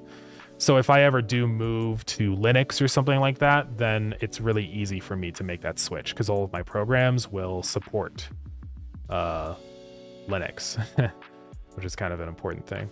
Because I don't know if you guys saw, there's that suspicious announcement from Microsoft where they're saying like the next generation of computing is here. And I'm like, uh-oh. Time to not use Windows anymore.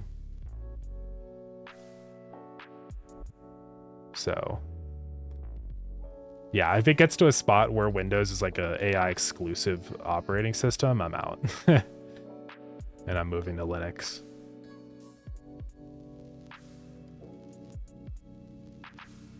I am scared of what's going to be announced, to be honest. I know it's something to do with AI. Because it was posted by NVIDIA also. So. Crit's even on iOS and Android, is it? I didn't even know that. That's kind of cool. I'll say, Steven, welcome in. How's it going? I think that has something to do with NVIDIA. Well, yeah, definitely. People say it's an NVIDIA APU. Oh, yeah. I know they did also announce that thing. What was it? People saw the thing. It's like, you get $22,000 a year. It's not going to be like that, but... Yeah, it could be that. Who knows? We'll have to see. Yeah, it would be interesting to have an APU. There really isn't a whole lot of, like, super good APUs or anything. Though I definitely wouldn't want an APU. I want to have a separate CPU and graphics card. I hope it's just that. I really hope it's not a Windows 11 or Windows 12 announcement and it's just a bunch of AI slop. I would be okay with it if it's just hardware. But I am a little scared. Not gonna lie. It's frustrating because, like, honestly, guys, I kind of do enjoy using Windows. It sucks that I have to feel like it's like a bad thing to say. But overall, the Windows operating system, I feel like, is pretty nice. It's great for gaming. It's very versatile. It has great support by programs, too, which is like another big part of it. That's nice, right? Like, I don't really want to have to switch to Linux if I can avoid it. So I hope they don't do anything stupid.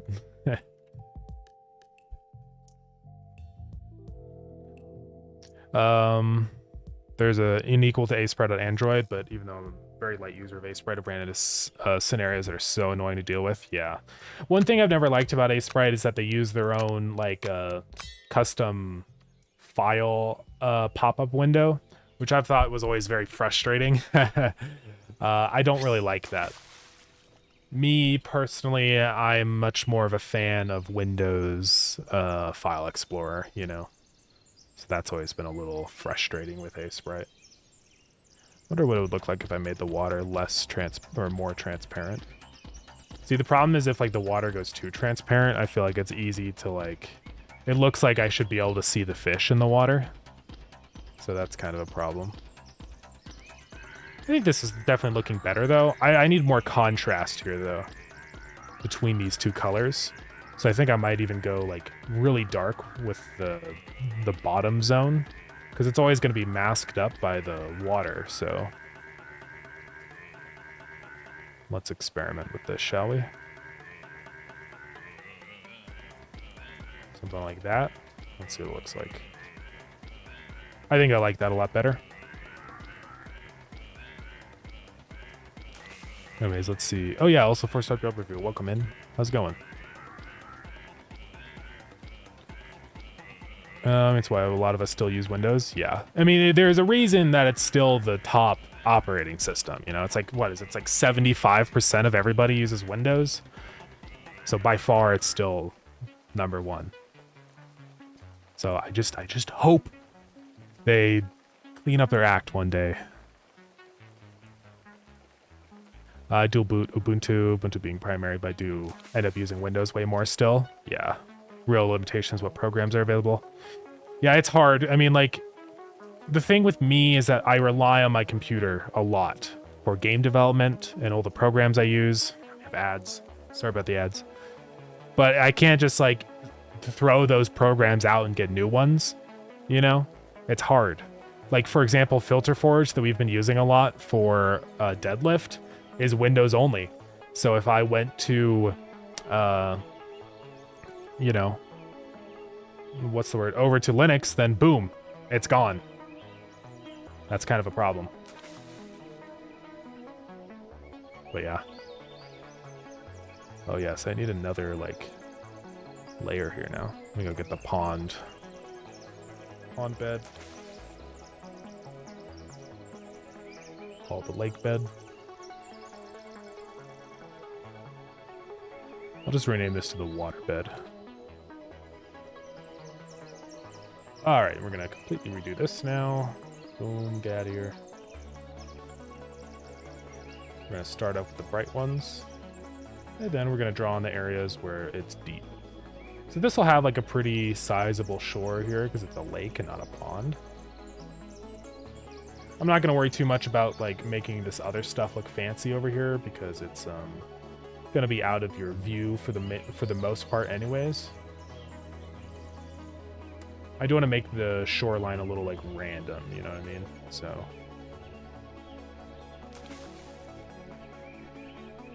like I'll probably have some sections that like jut out and stuff just so it's more interesting. You won't ever be able to see these though, but it's fine.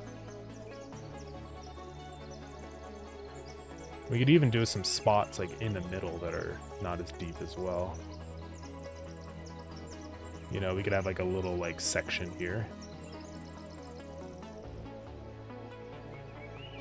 Something like that, I think would look interesting. Yeah. Ads are getting there, guys. I'm very sorry. I hate ads more than anything on this wretched earth. That's not true. But they're up there. They're probably on my like top 500 worst things of all time list.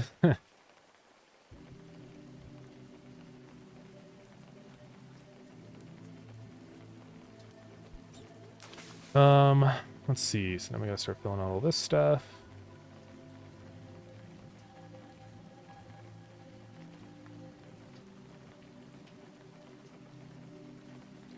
Fill out that.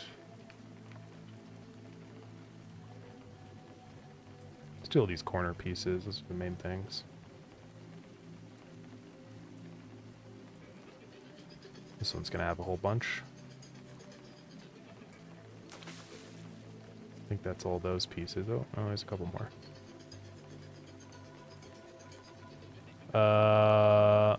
That's all of those. Okay, next corner.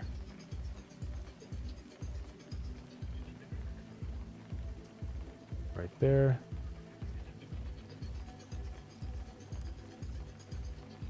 Boom, boom, boom. We won't have to do this for the ocean at all, which is nice, so.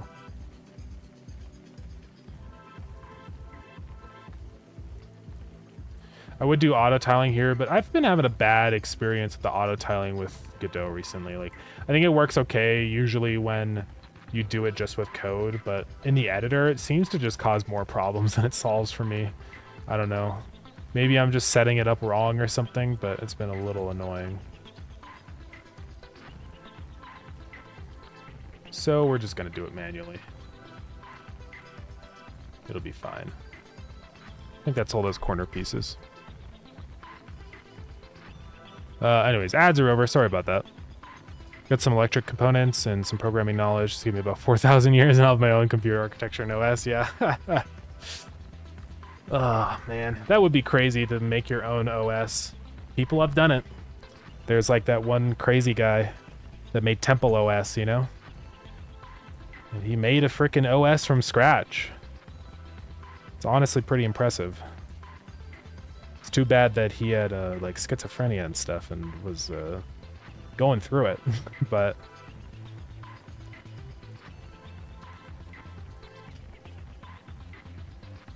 yeah, I don't think I'm ever gonna make an OS. Far too much work. I feel like every time I use Linux, doing anything requires one or more steps than it would on Windows. Yeah. That's, I mean, I've used Linux before, and that's usually how it kind of goes for me too, where it's like, it's frustrating. Because I run into something that I know would be so easy to do on Windows, but instead it's like I have to work around it, which is always a little annoying. I used Linux a lot for my computer science degree. All the labs and stuff at my university were all Linux, so I did get a lot of experience using the file system and just generally messing with Linux. Yeah, and like it was okay for that stuff just because it was a temporary little, like, I just do it for a minute when I'm at school. But I don't think I'd want to do that like all the time at home. You know what you mean? It's hard to navigate. But once you have the stuff you want, it's just click icon, program is open. I mean, yeah, it's true. It wouldn't be the worst thing ever to switch to Linux, but again, then it comes down to the whole program compatibility thing again. And I don't think Linux is by any means a bad operating system. It probably sounds like that to people that like I'm bashing on Linux, but Linux is good. Linux is fantastic for servers. It runs way better than Windows, you know? It's more flexible, there's more variants of it, so you can get like versions that can do more than Windows. But when it comes to just general usability, I feel like Windows still wins for me.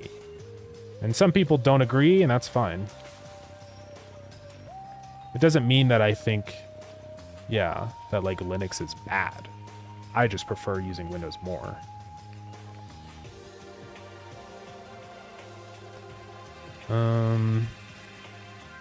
There's only half a lake. There's an edge to the world. Yeah. I do just kind of leave it flat over there because no one can ever see over there. Really, the only part that really matters is right in here, so I probably don't even need to spend this much time going through and doing this stuff if I'm being real. It's probably sort of a waste of time. But just in case somebody changes the resolution of their game window, it's kind of nice to be like, have all this stuff filled in, you know, so it doesn't look broken.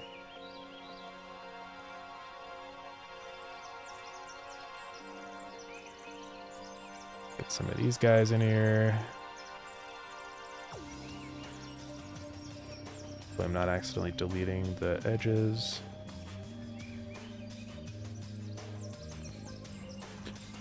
Anyways, let's see. Let's go on a trip to the ice wall. The far lands and lured in. Funny that there is technically far lands. Very short far lands, they're not that far away, but they're still there. Jose, Simplink, welcome in. How's it going? About to spend my whole week learning Klingon just to finish the translation. Oh man. Yeah, seeing it at 1% is sad. It is a little unfortunate. That's the one downside of like having community translations, is that sometimes people come in to do a language and then they just kind of leave it unfinished and abandoned, and now we just have a bunch of languages that are like, you know, 1 to 10%. So it's unfortunate, but it's not a huge deal. I think Klingon is actually kind of easy, if I'm not mistaken, because I think it's just like, it's one of those languages where it's just a one-to-one conversion from English to Klingon, maybe. I might be wrong about that, and it might actually have its own grammatical rules. But I don't imagine they would bother that much with a fictional language to do all that. Unless they did, I might be wrong. But it seems like kind of a lot of work.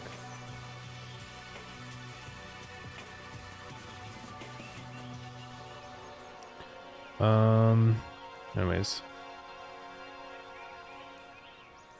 Good dodge bullets. Guess double up interpret to see the edge. It's actually pretty easy to see the edge. I'll show you guys how.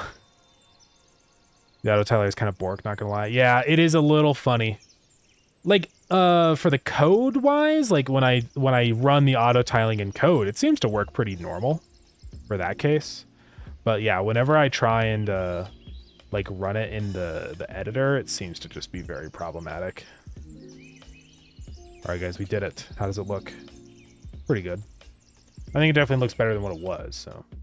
It's just an inky void of nothing. Ugh. My eyes.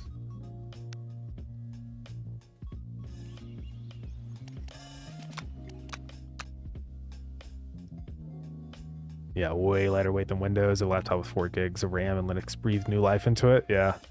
I honestly wouldn't be opposed to like putting Linux on my laptop because it is quite slow now. As time goes on and ages. Around 70% of the PCs worldwide use Windows as their OS, so it makes sense for devs to make their programs for Windows instead of, yeah, Linux or Mac. That's one of the reasons I probably won't...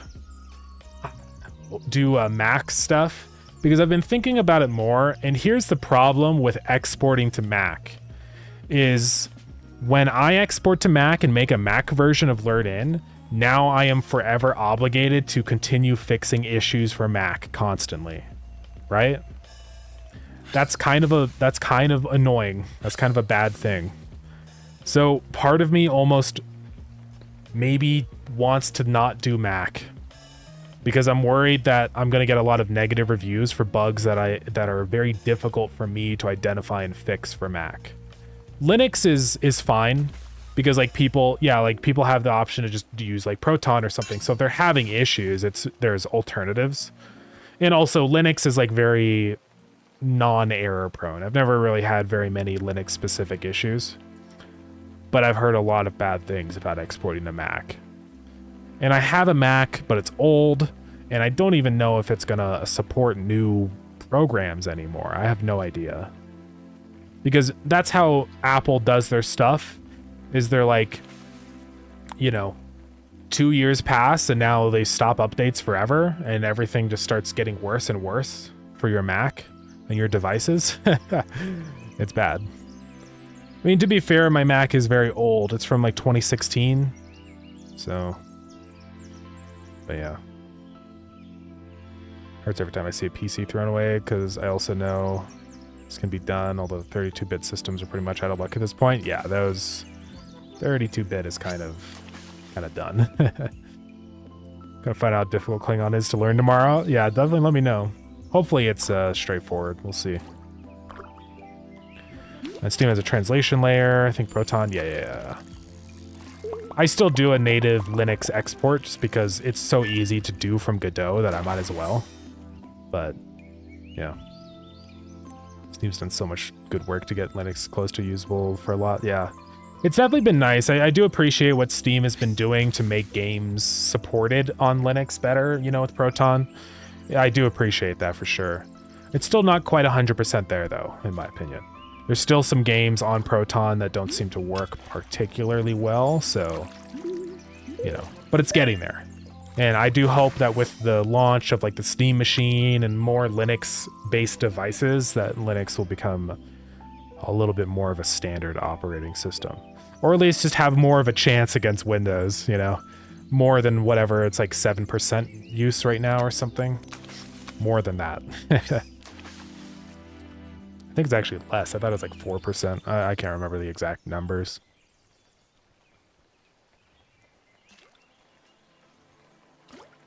I would sure watch out for what games you play. Some will ban you for playing on Linux. Yeah, that's one big problem, is that you can't do kernel level anti-cheat on Linux, and so you can't play anything with that. That's one of the downsides of Linux, unfortunately. Usually any Linux specific issues, fix using a different Proton version, or adding launch options. Yeah, that's always nice. Ooh. Yeah, I'm full. Keeping it. Any of that kernel anti-cheat stuff anyways. I mean, yeah, it's true. I never play any of those games that have that stuff, because it's like, I don't really want kernel level anti-cheat on my computer. It's a little scary. So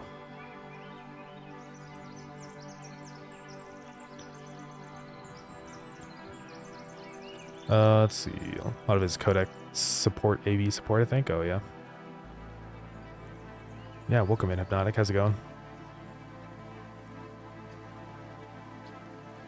Yeah, and like, it doesn't even, I don't even think it works that well anyways. You go through all the trouble of installing it on your computer, and then people still cheat and hack anyways. It doesn't even, it's not even that effective. But yeah, almost like the player has complete control over their PC anyways, exactly. Like, I think there's probably ways to get around it. I have no idea how. I don't really care, because I don't play games and I don't cheat. But, I'm sure if you really tried, you could probably find ways.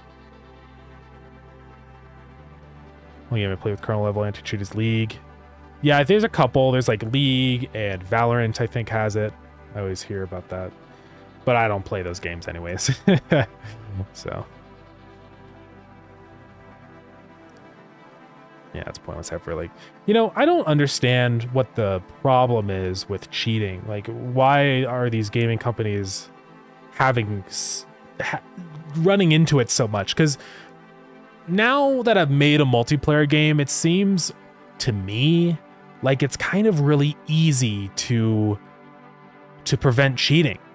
Like, you just verify all of the inputs on the server side, and if something is impossible to happen, just don't let it happen and kick them, right? I mean, am I crazy? I mean, obviously you have to be a little bit forgiving because you get stuff like poor internet connections. You don't want people getting banned when they weren't actually cheating. But I feel like it's a lot better to just do your anti-cheat on your servers instead of on a person's computer itself. Because, like, there's always ways you could get around it. If somebody really wanted to, they could decompile your game and remove the anti-cheat, and then that's it. So it seems like it's just better to just do any of that on your server. I don't know. I've never made a competitive multiplayer game, of course, but it seems like it's a kernel level anti-cheat is silly. I don't know.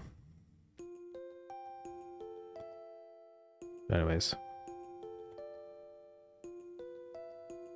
Like, that introduces latency. I mean, like, the thing is that I imagine how you would do it is, like, just allow the input so you don't have latency, but then, like, verify after the input has happened.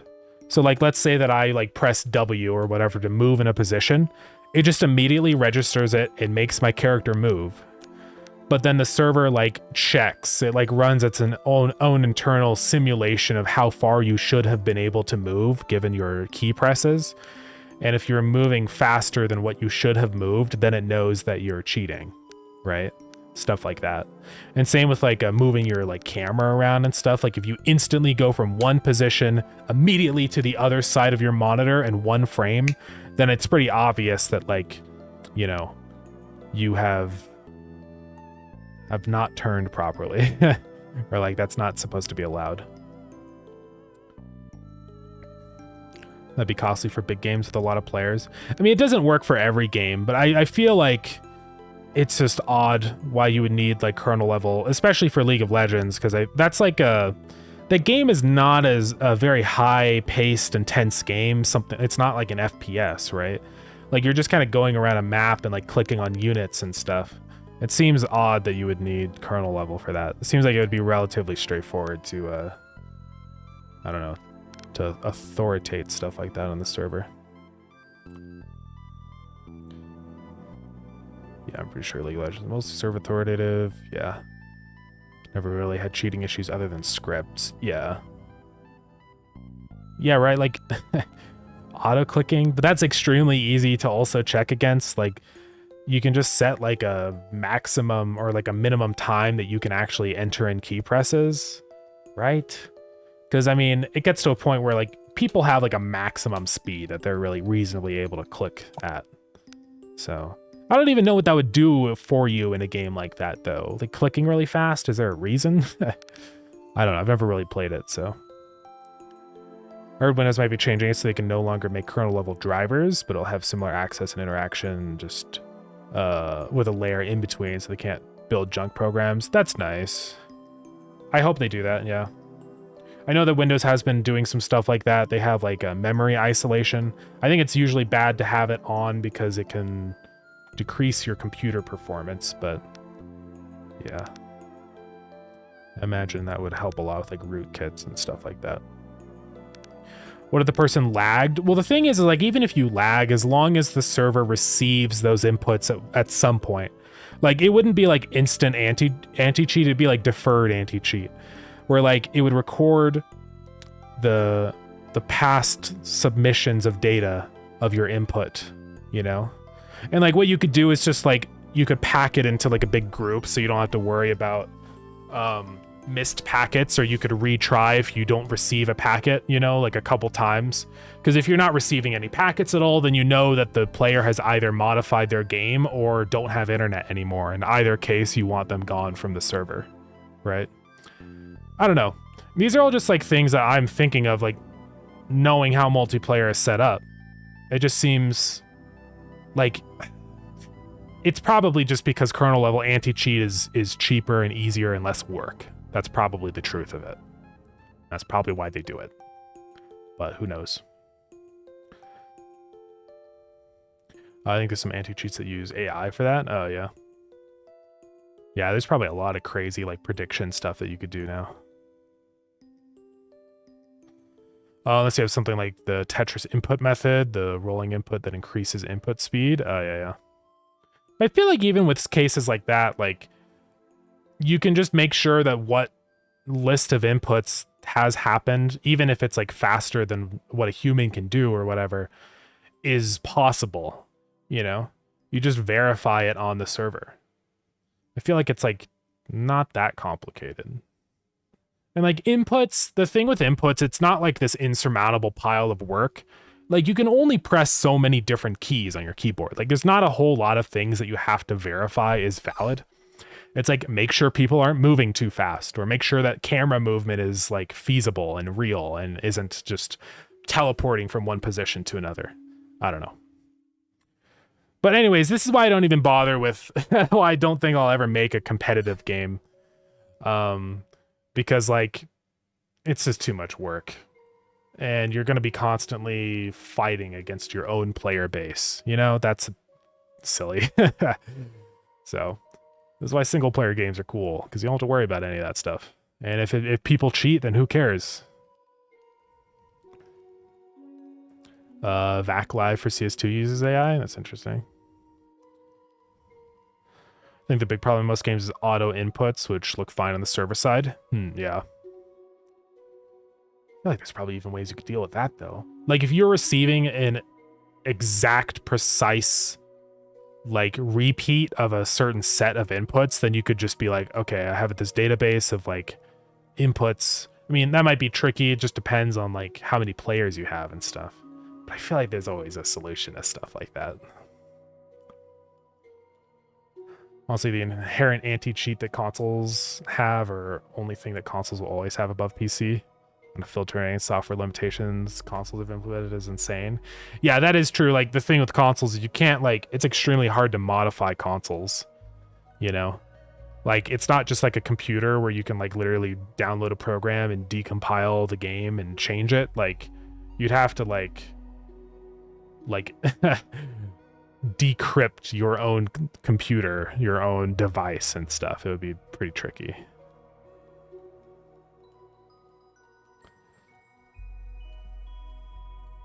Yeah, software limitations put in place. Now there's people use hardware to cheat instead. Yeah.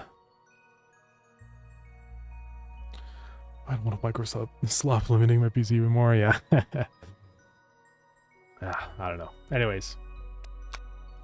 I am not an expert, so I have no idea, and I may be wrong. But I think kernel level anti-cheat is a little overkill, and I think there's other ways to do it better. Anyways, so we got those two spots in. We got to do the river here, and then the jungle, because we don't do the ocean, and I think that's it. So let's go get her done. I'm gonna copy this. The river is going to be a lot easier because it's small.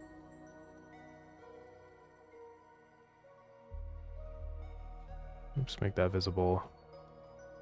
And this is set to like minus a billion, right? Yeah. Delete everything. Okay. It's river time. Also, the river should be like mainly pretty shallow. It's just going to have a small strip in the middle of depth. I wish there was like a brush in the Godot tile set editor, you know, so like I could go through here and like draw like a circle shape down the middle. That would be pretty convenient, not gonna lie. I'm not gonna extend this out super far because nobody's gonna be able to see over there, so I'm just gonna kind of like end it at a certain point. I think that's probably fine right there.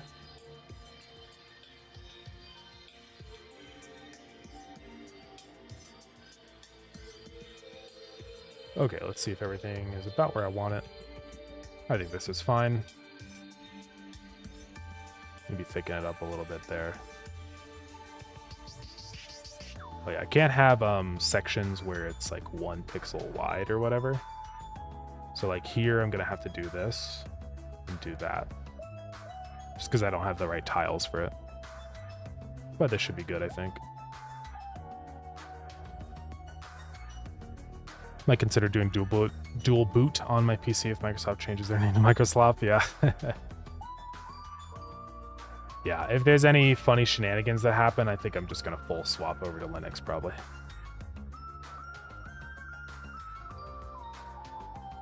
But we'll see. We'll see what their announcement's all about.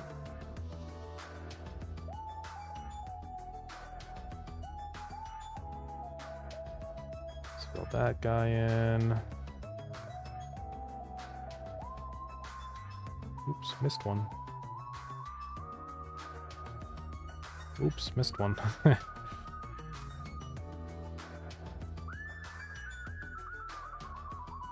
Okay, those 2 guys, that one. I think that's most of the left-sided ones. Right there. It's good. Time for the right side.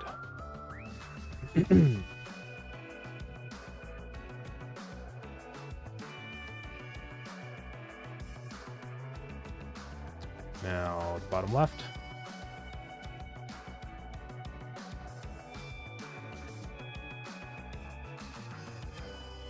Fill these guys in. All right. Yeah, imagine people still add buttons to their controllers, shoot really fast. Oh, yeah. Yeah, it's always funny. There's like controllers that have like built-in auto flickers and stuff.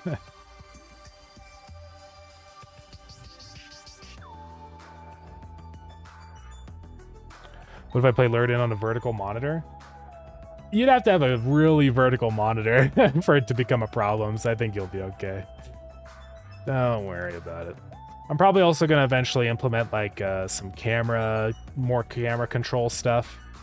Right now when you zoom out, like the camera stays at the same zoom level, so it just expands the area that you can see. But I did this for Starground. I'm probably going to make it where as you zoom out, it like zooms the camera back in, so I always have like an area that you're able to view and the rest of it doesn't ever get seen. So we'll probably implement something like that eventually. But I'm not super worried about it, you know. Nobody plays on vertical monitors, maybe like 0.01% of people. Like it's like almost nobody. Because it's kind of cursed if you do, honestly.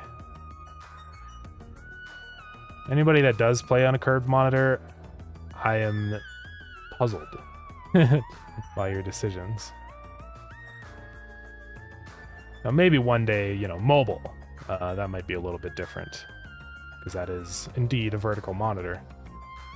But even then, I'm probably going to like lock mobile users to just playing the game in landscape mode, so I don't think it'll even matter. I'm doing a couple spots in here that are just a little bit different, because why not?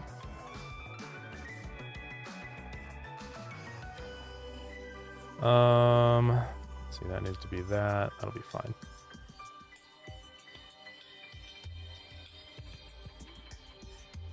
Sorry, I'm missing so many things.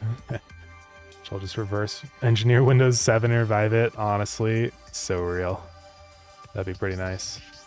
Oh, it's a widescreen too? Yeah, give it a try, see what happens, honestly.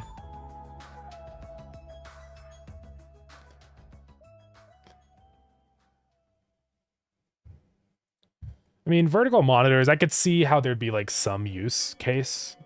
Like, honestly, as a streamer, I think a vertical monitor makes sense for reading chat and stuff like that. Because it is kind of annoying how short my vertical space on the monitor is. I'm having to scroll around a lot, you know? But it's still cursed, I'm sorry. I hate to say it, but it's pretty weird. I can't do it.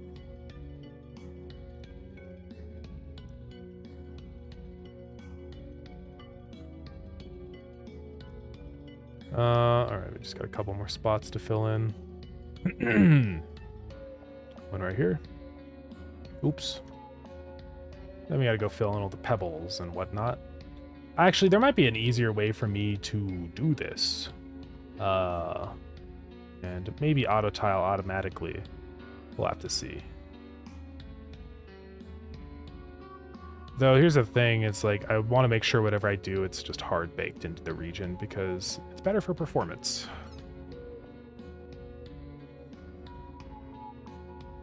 Start playing all my games in a vertical monitor, be part of that 1%. It's pretty insane. The one time I had a vertical monitor is when I needed a dedicated browser tab, yeah. Hey, Hypnotic, thank you so much for the raid. It's been eons since I've talked to you. It's crazy. How's it going? What were you up to today on your stream? There's a program on Windows called on Windows from Windows 3. Char Map or Care Map. Huh. Can get it with WinR Care Map. Let me take a look at that.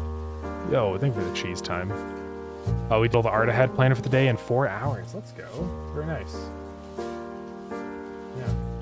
We're just doing a bunch of art stuff too. I mean, as you probably already know.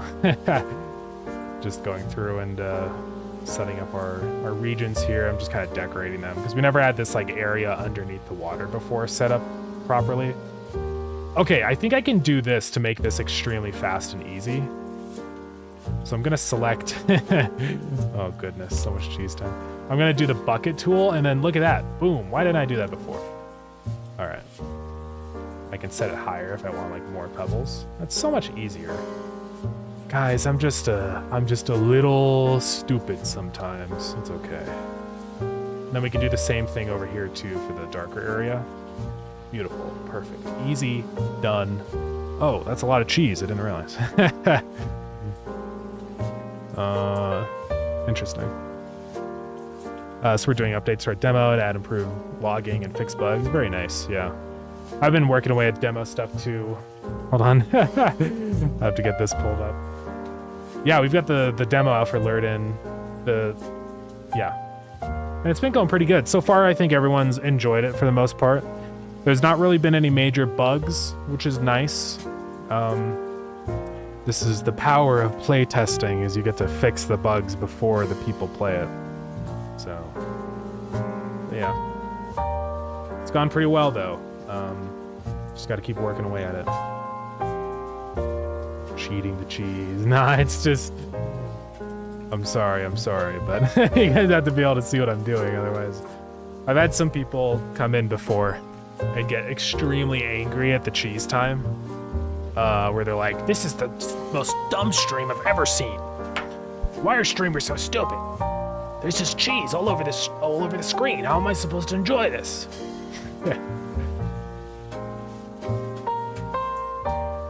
Oh my god.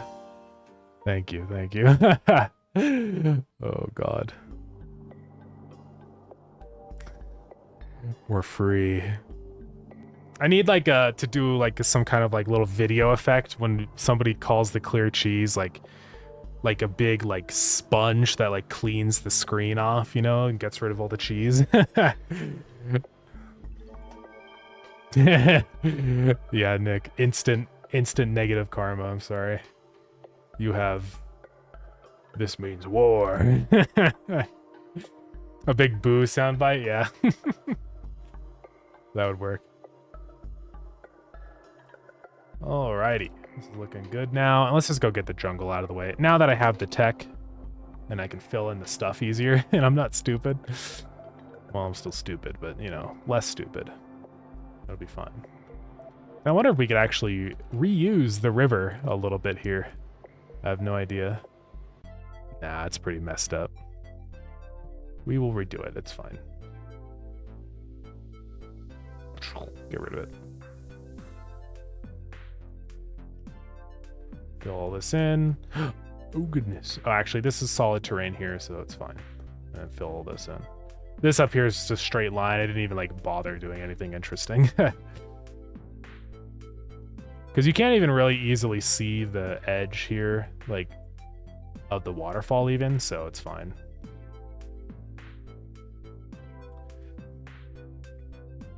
That's when you cheese too hard, yeah. They haven't seen some Rand dev streams if they think your streams are silly. Yeah, I feel like my streams are kind of tame, to be honest, compared to some of the stuff I've seen around. Some people go really hard on like the on-screen goofs and gaffs and stuff. Like, I think it's funny to have a little bit of stuff happen, but it definitely can get to a point, I feel like, where it's very annoying and distracting if it's like too much, but I don't think quite at that level.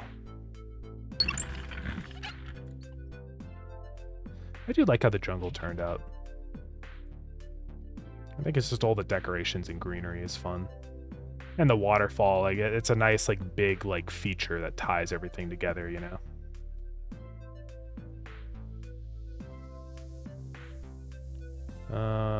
Pressed F. I hope that didn't do anything bad. Thank you for the spin.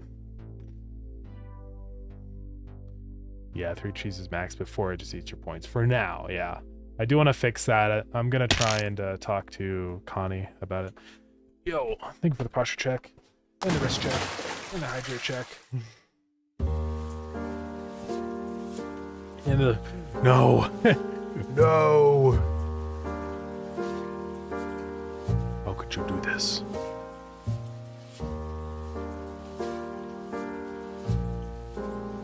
Alright, we're almost there, guys. I'm just gonna add like a couple fun little protrusions and stuff to make it look cool and wacky. And that's good enough. The big nose overuse of auto-tune? That would be crazy to use auto-tune on stream. That's wild. I didn't even know people did that. More cheese, oh my goodness.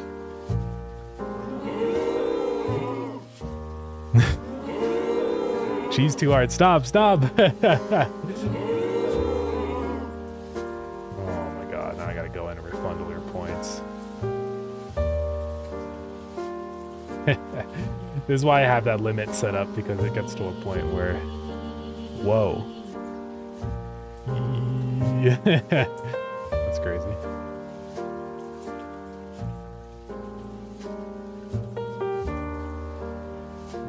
Fill those in. If one of my epic moderators wants to refund Simplink's points for the cheese times, I would very much appreciate it. Cheese. Cheese. You'll do it, Epic. Thank you, Oshik. Oshik, I saw your Blue Sky post. It's very sad. But it's okay if you don't like making games. Okay, I've been doing my hand things for a million years and stop. there's a cooldown. There's a cooldown. Hold on, guys. I should have like a command that you can run to check what your current cheese cooldown is, because it would actually be very easy for me to implement. Yeah. Whoa.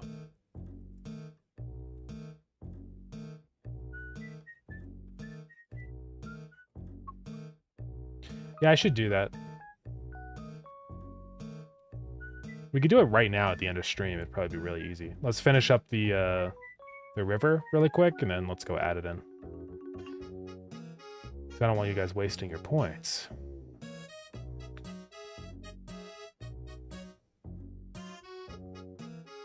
Were you not losing points? Is our code working? Or is it just because Oshik went in and refunded them? Okay, you're doing it, yeah. I tried to get some code set up last stream or whatever to... Still, the cooldown's like 5 minutes or something. I need to get that command for you guys so you don't waste your points. Yeah, we try to make it so that it automatically refunds the points when you cheese too hard, but it did not work, so I don't know if I did something wrong with the code or something. I probably did. Okay, we finally done it. Let's select the things. Oh god. Not that many. Bucket. It's like these two. Bucket. Oh yeah, also I guess up here or whatever. Whatever. There we go. All done. Foam. water. Very nice. Let's go take a look at all these new things. Oh, man. Yeah, cheese cooldown. I got 104 points, 104k points I can't afford to waste, or you can't afford, yeah. It's pretty crazy. Stay at 9k all the time? Yeah. I'm thinking of bush check. I'm telling you, it's gonna be like one wrong keyword or something to make the refund thing work. I hope it is. Because it would be very nice to automate it. I don't want to have to make everybody manually go through and do it for me all the time, you know? So this is what the river looks like now. Pretty nice. I might go through a lot of these regions too and add some like decorations at the bottom. It'd be funny if you could like see like a little like someone's bicycle or something in the river. Just like a little thing to make these areas more unique. But yeah, the jungle's got it too. It's looking pretty nice. Yo, thanks for the hydrate. And the ocean does not, because the ocean is an endless void of liquid. So there's no need to. It's going to go pretty crazy when we do the coral reef zone, because that's going to have a lot of stuff under the water. Moist. Moist. Yes, I am now moist. All right, so let's go ahead and see if we can do this. So we're going to create a new command. This is going to be command... cheese time, or yeah, cheese cooldown, and the command will be cheese cooldown. Let's do that.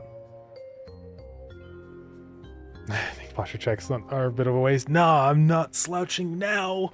I'm up. I'm not slouching. I swear. Free the cheese. Remove the limit. No. The limit is the only thing saving me from destruction, guys. I'm sorry. It's unfortunate, but... So what I can do is I have a username here.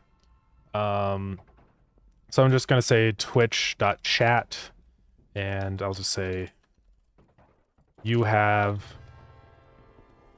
seconds remaining. .format. Now, how do we get the seconds? Because the cheese time, I have a big like list, I think, of all the times on here. We have, is it cheese IDs? Yeah, so we pass it in here, and I'm passing in user ID. So data.user ID. Godot. So I'm gonna pass in. We have from username. How do I get somebody's ID? We have Twitch command info. Oh, that has user ID apparently. Okay, so we just say info.user ID. And we have to say cheese IDs. Godot. Godot. Also, let me do something here. Var time is equal to that. I'll say default is 0. If time is less than or equal to 0, do that. Otherwise, show time here. And I'm going to say cheese is primed and ready.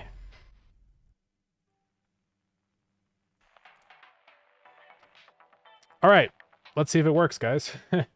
Well, let me go ahead and start it up. So it should be exclamation mark cheese cooldown. Wait for it to load up. Hold on, it's not open yet. It's loading. Once you see this stuff on the screen, it should work. All right. There you go. Cheese is primed and ready. I wonder if I could send a message replying to somebody. I don't know like how that works. Because I mean, it's easy for me to just say output.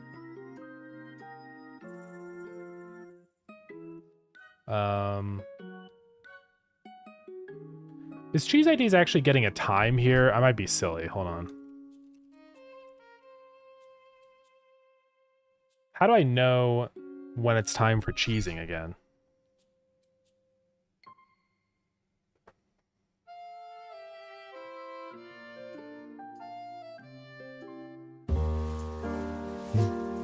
Gotta test it. Cheese IDs. So I must be modifying cheese IDs somewhere. Oh, right here on cheese timeout. How do I know what that timer is on cheese timeout timeout? Oh, okay, it just like decreases the number of cheeses. I see. No, it's not actually seconds. I'm just typing this in wrong. Hold on, guys. Or I must have this set for everybody. Okay, I see how it goes. So, can I get a remaining time on a timer? Time left, yeah. So let's do this instead. So I'll say... Oops. 0 seconds until cheese is reset. Hold on. Then I could say cheese timeout dot time left. Okay, try that instead. Someone wants to run up the command. It should show the proper actual time left now.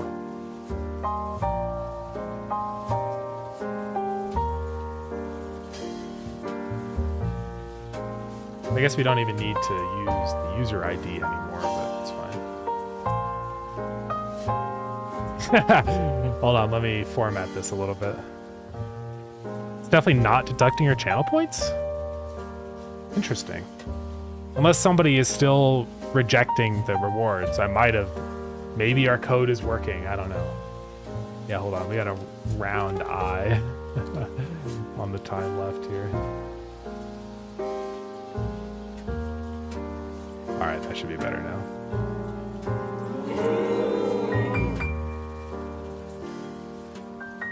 Is there like a way I can say Twitch.like reply or something like chat? How do I reply to people? Do I just say at in their name? Is that how we do it? Okay. Then I think we can do this pretty easily. I'm getting from username, so I can just say, yeah, at name without the space. Okay. So at 0 and then 1. And I think I can just put from username in here. Let's go ahead and see if this works. If somebody wants to try it again. I believe that it will work, probably. Yeah, that works. Okay. Cheese is over.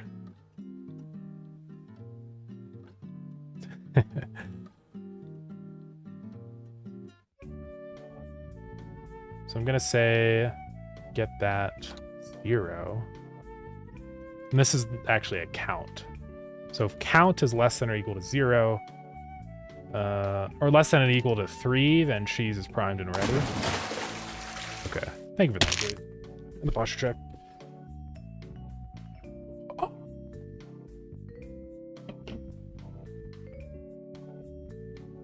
Okay. Did you manually refund me like 45 seconds ago? I did not. I didn't refund anybody. So is it working?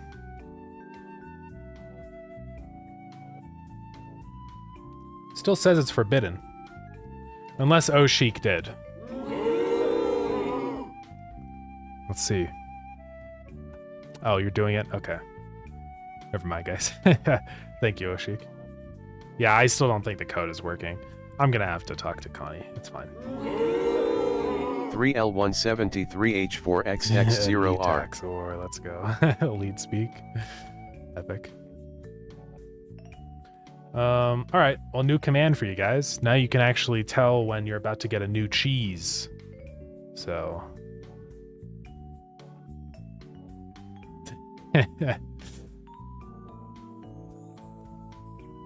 Yeah, I'm pretty sure Oshik is refunding them.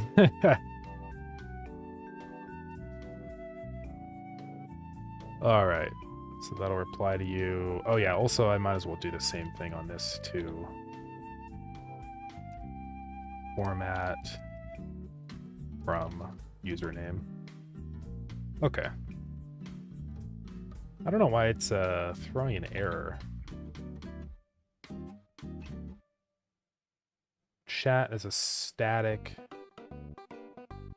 Status should be called from the type Twitch service.chat. Oh. Okay. Didn't know that. Oops. Do you think that's part of what is going on some of this other stuff, or why it's not working? That'd be interesting if it was. But this one doesn't complain.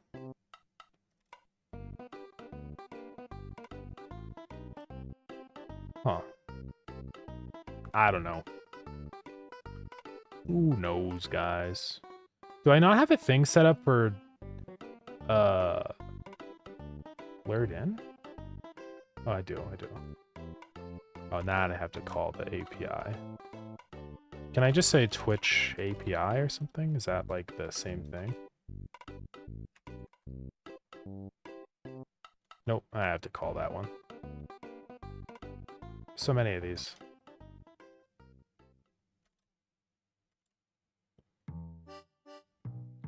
I got so excited I was working yesterday when viewership was low. I was helping, yeah, test it out and stuff. Yeah, it's unfortunate.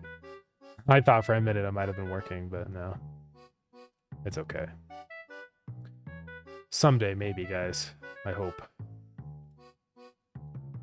Looks like that's it. Everything else is just getting the API, I think. And, like, apparently this is fine. I'm not supposed to do it that way. I don't know why. Oh, well.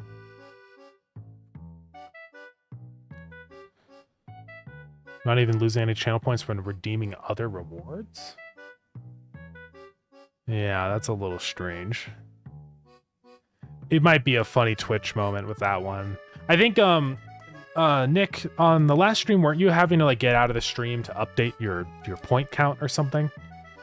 I think sometimes it doesn't update instantly. Yeah, that's a little weird.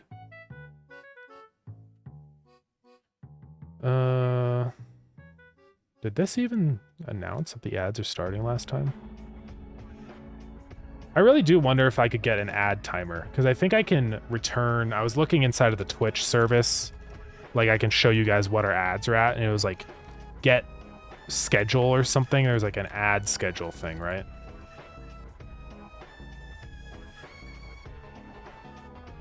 I don't see it in here, but get current user, shout out.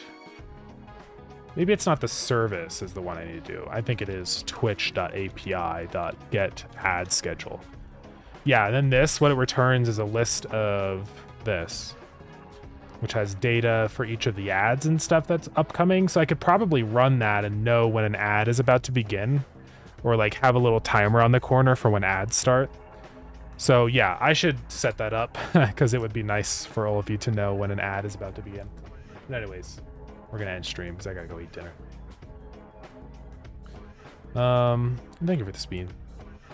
It does update for you. I only left, came back because I've never been refunded. Ah, okay. Interesting. Yeah, it must just be like a mobile thing probably. I want unlimited cheese. How do I get it? I don't know. Many have died trying.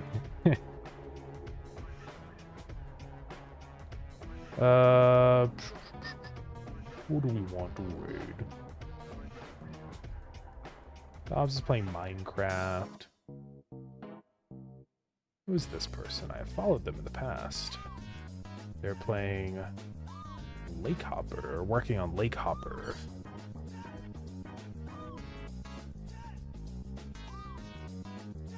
There's a couple people around. Yeah, we could raid them. See what's going on over there. Is there a... I do speak English. Yeah, I'm just making sure. Alright, anyways, let's go raid over there. But yeah, thank you guys for coming into the stream. We'll be live again on Wednesday. I'm probably going to announce the Minecraft stuff tomorrow, and maybe we'll start that next weekend or something, so be on the lookout for that. But yeah, expect an update also very soon for Lured In with all the new stuff we've got going on with like the new little fishing bubbles, and there's gonna be a bunch of new fish that we add. Check the timer. See where we're at. It's gonna be hopefully some new upgrades and stuff I'm gonna work on. I'll probably do one for like the treasure that can spawn and change decorations for that. So, oh, that's not correct. It's saying that the cheese is ready. Oh, I said if it's less than or equal to 3. That's my bad, guys. Hold on. I have to make it so it's less than 3. Okay, you should be good now. Kind of funny. I'm gonna start that raid. Anyways. Well, thank you guys for coming in. Be live again on Wednesday, 3:30 MDT. Wishlist Lured In. Grab Starground on Steam. It's okay. One more cheese time for the road, guys. Hold on. I gotta get back to my stream. Hold on. Hold on. One more cheese time. Okay. All right. So Yara, welcome in. Yeah, we're just raiding out. But yeah, goodbye everybody. I'll see you all Wednesday. Bye bye. I wish I could like grab the cheese and eat it, you know? I go like, that'd be epic. Bye everyone. Bye.